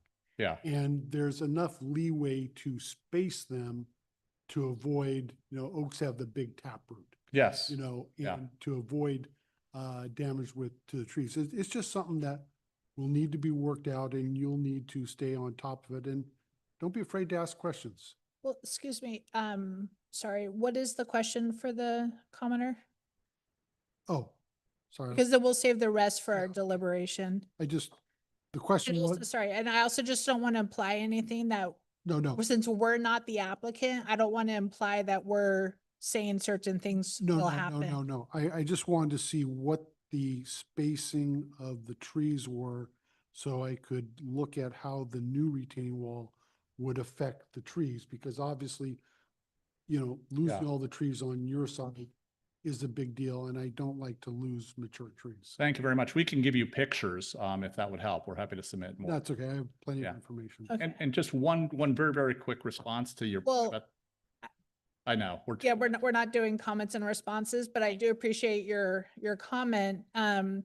That's why I want to be really careful of what's being actually proposed for tree removal versus a concern that a future tree might be affected down the road. So thank you for your comment, and we'll go to the next speaker. The next speaker is Donald James, and that's the last speaker slip we have in the room, and then we'll move to online. And he's pushed. Hello? All right. We can hear you. All right, thank you. My name's Donald James, and I'm the trustee who transacted the properties. We talked about the Batwing property. How was that? My father transacted that with John Muir Land Trust, which has now become the Batwing property. All of these properties were connected. Unfortunately, in that situation, fence lines don't always align with the property, which we found out later on. We transacted Batwing. My father passed away, and we found the need to then liquidate his estate, one of them being the Carlisle Terrace property. Mark told you about opening an escrow in May, closing in January of 2025. And part of that was the process of getting it surveyed and taking into all the considerations of how this may impact a future or the current neighbors, as well as the future owner of 9 Burton Vista Court. In all of the deliberations we went through, it was an unfortunate casualty that some of the trees were going to be lost along that driveway when you look at it on the left. They have grown. My parents had owned the property for 25 years. They had grown dramatically. They used to be a screen, and then they became a canopy. So the removal of the trees doesn't impact any privacy on a lateral standpoint. It certainly is going to let a lot more sunshine in, but from that standpoint, that was done there. We took all the steps we possibly could to design a driveway access to bypass Batwing property, of which I think we have accommodated. In dealing with Mark in preparing the house for sale, we went through the process of installing fences that maintain privacy. Even with the story poles in, there was one room on 9 Burton Vista Court, we could see one story pole, and that was actually an architectural window at the top of a staircase with nobody able to view out. But I'm somewhat dismayed that there's been, all of this resistance to this project. I'm here to certainly support Mark. It would have been a dream of my family to have built another house there for ourselves, but that's not the case. And hopefully we get through this process here and the neighbors are all satisfied, their privacy, they get to maintain their enjoyment, and Mark gets to enjoy his new retirement home here in Lafayette. Thank you. Thank you. Any questions for the speaker? Okay, thank you. We'll move to any public comments online. Chair, we have one raised hand in the online audience. Carrie Bolin, I'm attempting to.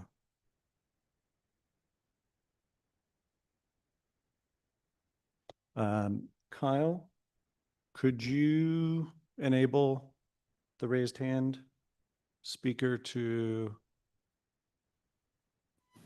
Yeah, I don't think I have the capability. Let me know if you can hear me. We can. Oh, great. And let me know when I should start. Please do. Oh, great. My name is Carrie Bolin. Thank you, commissioners. I'm on Silverdale Road in Lafayette. And according to Hillside Development Regulation 62071D1, the Planning Commission has to make a positive finding that the proposed project will minimize the loss of privacy to surrounding residents. The Planning Commission draft resolution number 2026-06 on page 2 does in fact make that positive finding. In that resolution, that paragraph goes on without even mentioning the proposed driveway or the impact of the driveway on number 1, number 3, and number 9 Burton Vista Court. This seems like an oversight. The proposed driveway abuts unmapped terrain with a very steep drop-off that also has a lot of unmapped trees. Yet we don't have any drawings or any visual renderings of this possibly 6-foot high, 180-foot long driveway next to the property line of number 1, number 3, and number 9 Burton Vista Court. I don't see how the Planning Commission at this point can make that kind of positive finding with that lack of data. It seems like a foundational issue of access to the project. Or the foundational issue is access to the project site. And I feel like that needs to be cleared before proceeding with the rest of the details over at design review, which is meant for aesthetics. The unusual location of the 180-foot driveway, the safe engineering of that driveway, and the neighbor privacy related to the driveway seem to be undervalued in the permit application. The supporting maps and the staff arborist and engineering reports are all vague regarding the exact proposal of the driveway. Some of the reports directly state that there is insufficient or incorrect data regarding the driveway.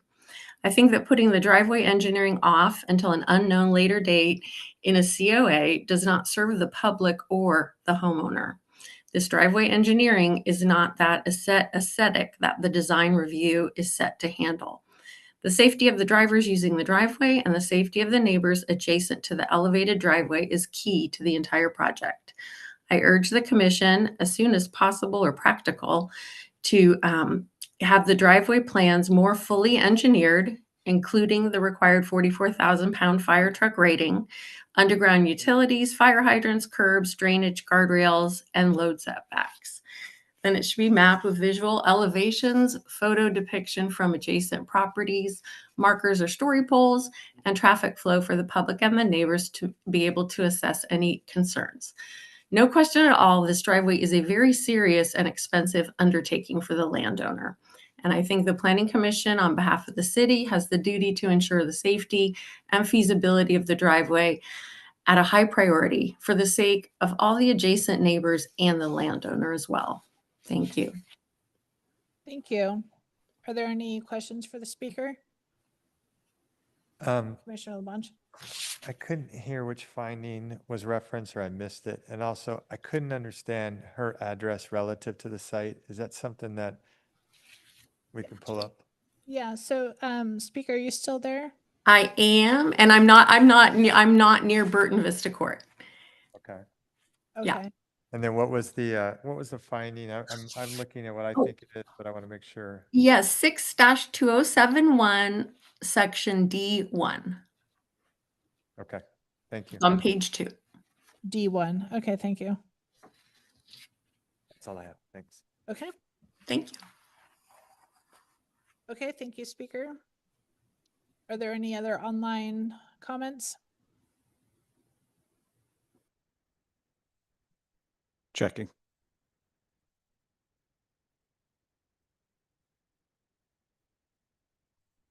I'm seeing no additional hands raised in the online attendees.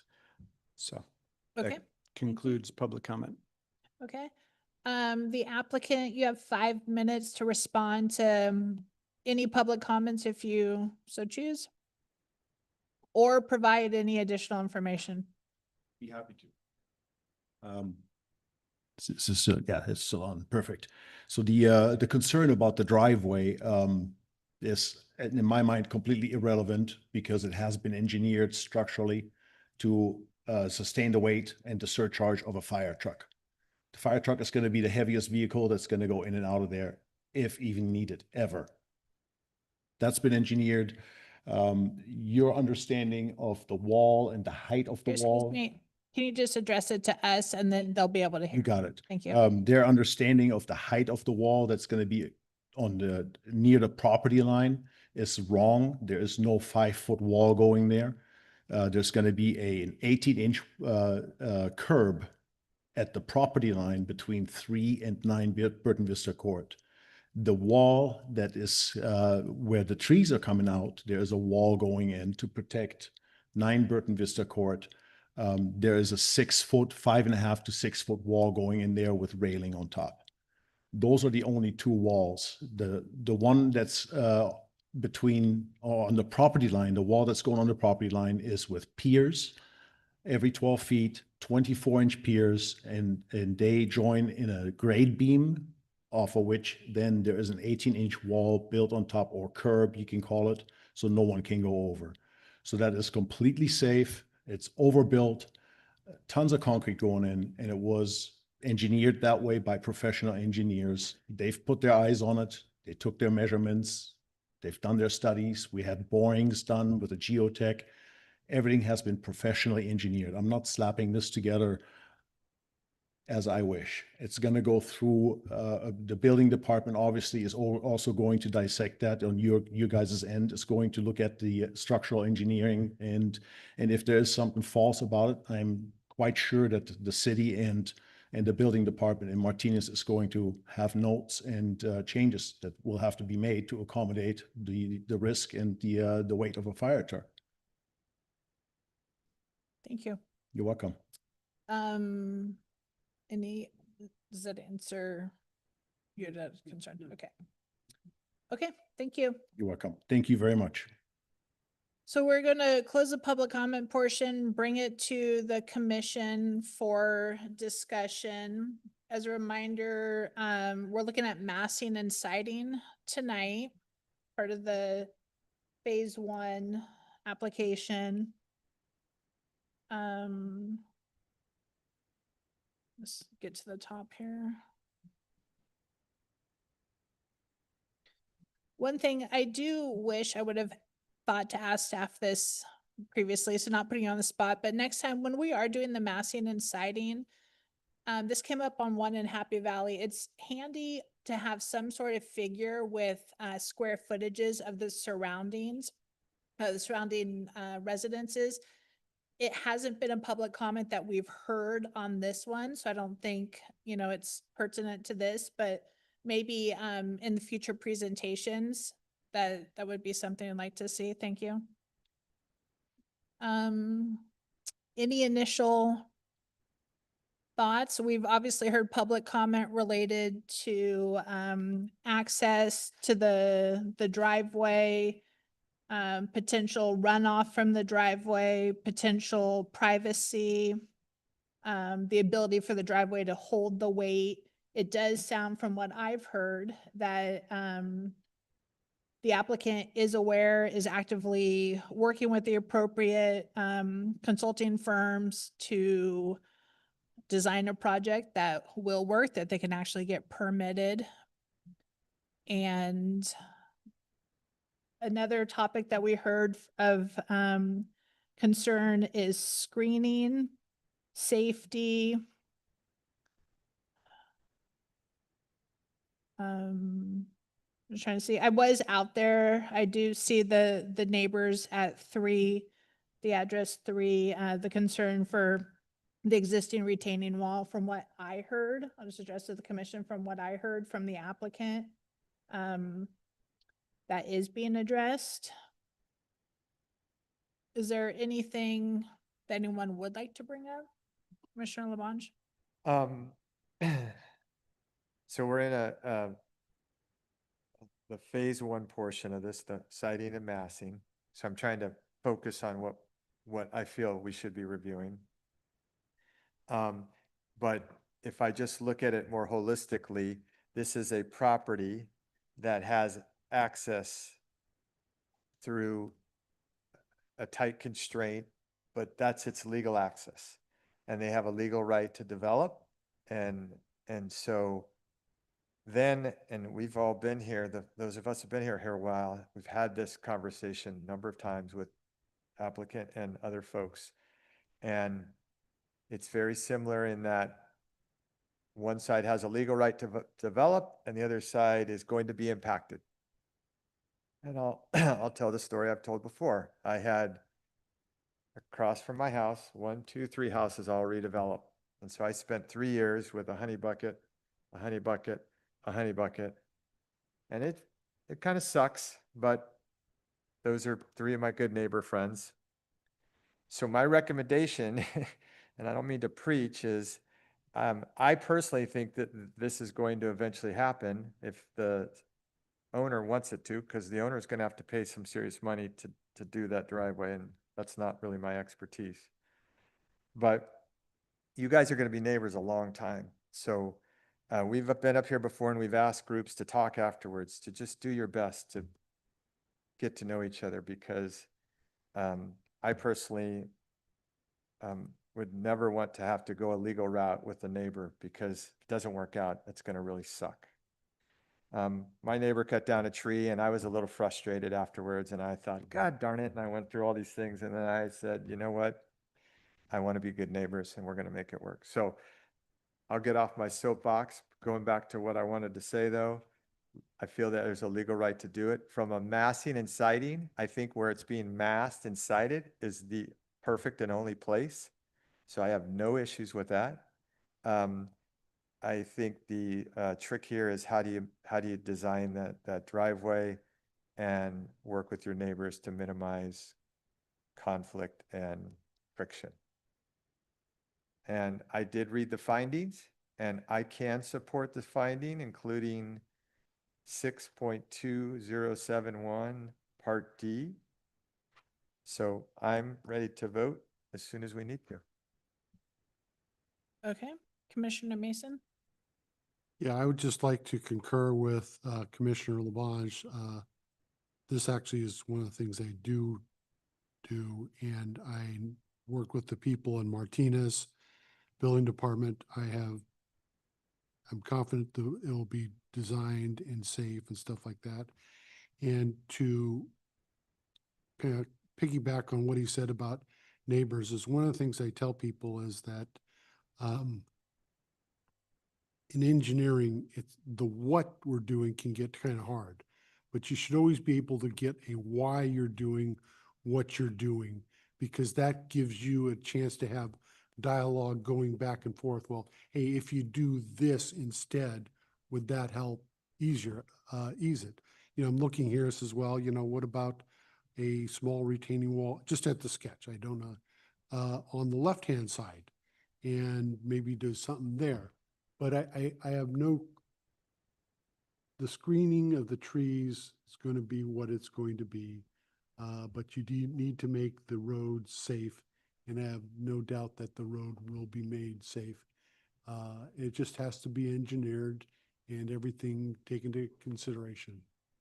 So I can fully support this also. Yeah, I would like to just add here on the staff report, it's page 9 of 10.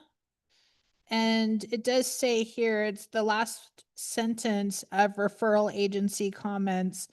And it does state clearly that, so again, we're in the phase 1 application today, but as part of the phase 2 application, the applicant shall provide responses to all referral agency comments, either incorporated into the plans or in response format per condition of approval number 8. So in addition to what I have heard the applicant say tonight in response to construction of the driveway, they're also required per condition of approval number 8 and as part of the phase 2 application. So again, in terms of siding and massing, which the driveway does play into that, I do believe this is the best site or location on the project site for the residents. I think the massing, I've lived in Lafayette for like 40 years, minus going off to college. I'd never been up that street. And I think the house fits in size-wise with the other street, with the other homes on the street. And I think it's the best location on that lot. It's already generally flat. Any other comments, Commissioner DeGiorgio? I agree with the comments that have been made so far. And for everybody, I want to say that the residential design review portion will be in phase 2, right? And that's when the detailed, construction plans will be really looked at again.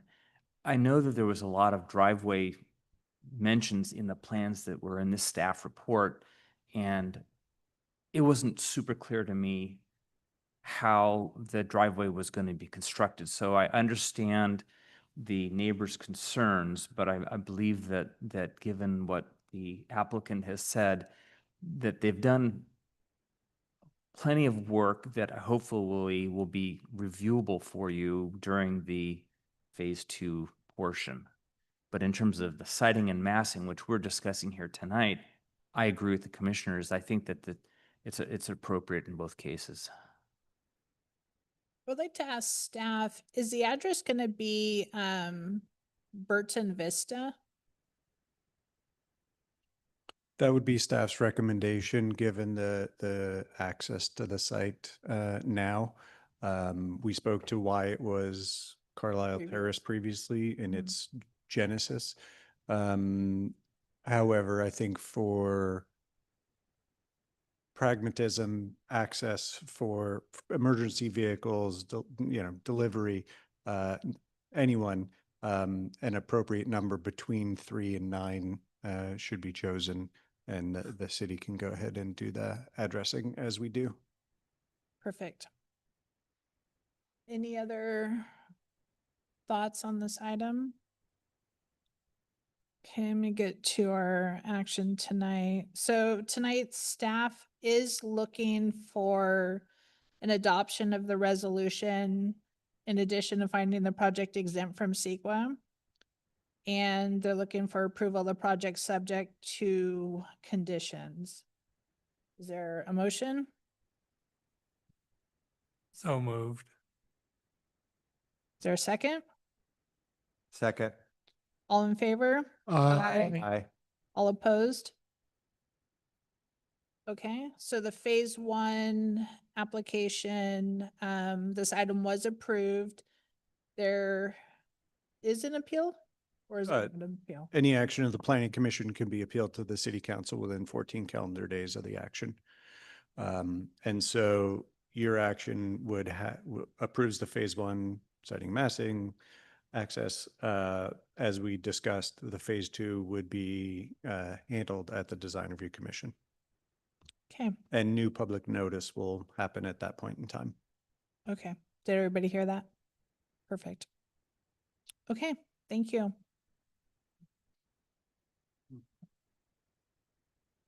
Okay. I vote we just finish this off. I know sometimes we take a break at 9, but since we took a break between items, so item 8, other business, ARC volunteer for July 17th. I can do that if no one else can. As always, I'll be happy to be back up.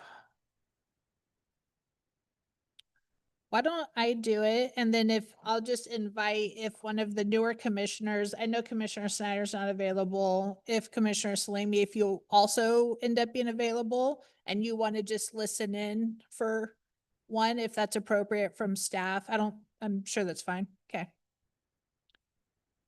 So it's on Zoom at 9:30 on the 17th. I'll definitely join, and if you can, just let staff know. Yes, if it's on Zoom, I'll be able to attend. Thank you. Okay. So maybe this one we'll do both of us just to kind of get the hang of what's going on. Perfect. Okay, item 9, commissioners' reports. Anything to report? Oh, excuse me. Did you touch on 8B? It's not on your agenda. Our admin added it here as a reminder for me to remind the commission that the mayor's State of the City address is happening in 2 weeks, on Monday, July 20th. You've been preempted, and so there'll be no planning commission meeting that evening. Your next meeting will be on 2 weeks after that. It looks like that would be in August. And so you have Monday, the 20th off from your duties as planning commissioner, but you're welcome and invited to attend at appreciation of your volunteerism for the city and hear the mayor's State of the City address. I hope each of you have received a postcard so inviting you. So great. Great to see the nods. So that is a reminder there. Can you remind us what time it starts? 7 p.m. in this location. So if you Perfect. just follow your normal routine of showing Just up show at up. 7 o'clock, Perfect. you'll be good. Perfect. Okay, so great. We got item 8B. Commissioners' reports. It doesn't seem like there was any. Planning director's report. On my to-do list is to send out to you the information related to the Housing Action Coalition lawsuit against the city that the city council considered at the last city council meeting, wherein they voted in support of a settlement agreement that would settle the lawsuit, and it would hold the city to consider some upzoning of land in the downtown. It will come back through this commission as part of that between now and the end of the year. We're already working on it. So you will be seeing that in short order. It's essentially from the freeway to the boulevard and then anything adjacent to the boulevard between Mountain View Drive and Golden Gateway. The east side of Golden Gateway. I may be misremembering some of the locations, but we can shoot. The settlement agreement has a map attached to it, so you'll be able to see precisely what the terms of the settlement agreement are. Thank you. Is there any way that's, you know how there's the development page on the city's website? Not necessarily that page, but can that be is it online anywhere? Or is that a legal thing that can't be? It is absolutely online in the city council packet. Okay. Or I mean, do we have anywhere that I guess it's in our design code now, like all the upzoning, that's all been perfected. This is changing some of that, right? The upzoning number? Yes, the planning commission and then council will consider changing that by additional upzoning. Okay. To that question, I looked at the package for the council meeting when they approved it, and the upzoning map is in there. Okay. And so is it online? Yes. Yes. Is it would take some, I would say digging, or it's not like top level. Right. And so I think adding it to the major projects page, even though it's not a project unto itself, like a development project, Guide to projects. I think that would be a good place. Better, I mean, as well as maybe the housing element page on the website. So thank you for that. Yeah. For that note. Thank you. Commissioner Giorgio. I didn't want to bring this up during item 7A, but back to the MRA issue that we discussed. And maybe in the future, and this is not for an answer now, but maybe in the future, staff can help us understand when state laws change and there's another zoning element thrown on top of a previous item. I would like to, in the future, to understand why both items have to be considered instead of just the newest item, right? And then should the municipal code, should there be a change so that we can stick with the original, code, not was forced on us by the state? And that, that's a lot there, but that's something for a future consideration. Thank you. I just had one other thing, Greg, a request on, we've talked about this before with the presentation packages sometimes being a lot more illuminative. Is that a word? Sure. You know what I mean? We got you. And I thought about it, maybe you guys are forcing us to read the packet, so you don't want to give us a consent. So I would settle for just the graphical part of the presentations, because I find there's usually two things in there at least that are better than the staff report at helping me mentally see the project. And that's really what it is. It's just getting more visually. So just a request any way they can. They probably do that last. They do the staff report first, and that's why it gets a little more robust with visualization. That's my guess. Yes, Yeah. this tends to be more visual in nature, Right. and the staff report by its nature has to be more kind Right. of detail included. Although we are bearing in mind, like, trying to have visuals that assist Yeah. and illustrate the text words. And so we bear that in mind, and thank you for the reminder again, and we'll continue to try to lean that way. And we did improve upon the original draft by adding visuals. And so and yes, the timing is such that we need to get the agenda and report out, and then kind of move on to doing the slide deck. But we hear you. Okay, thank you. I know, it's a process.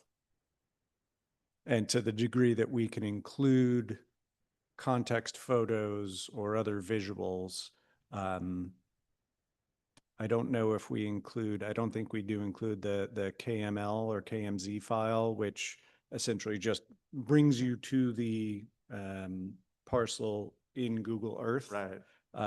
Which is very helpful internally to us to just be able to click that and get there, and be able to see the context. And so we have Google Earth available during the presentations if you would want to see that for context. Okay.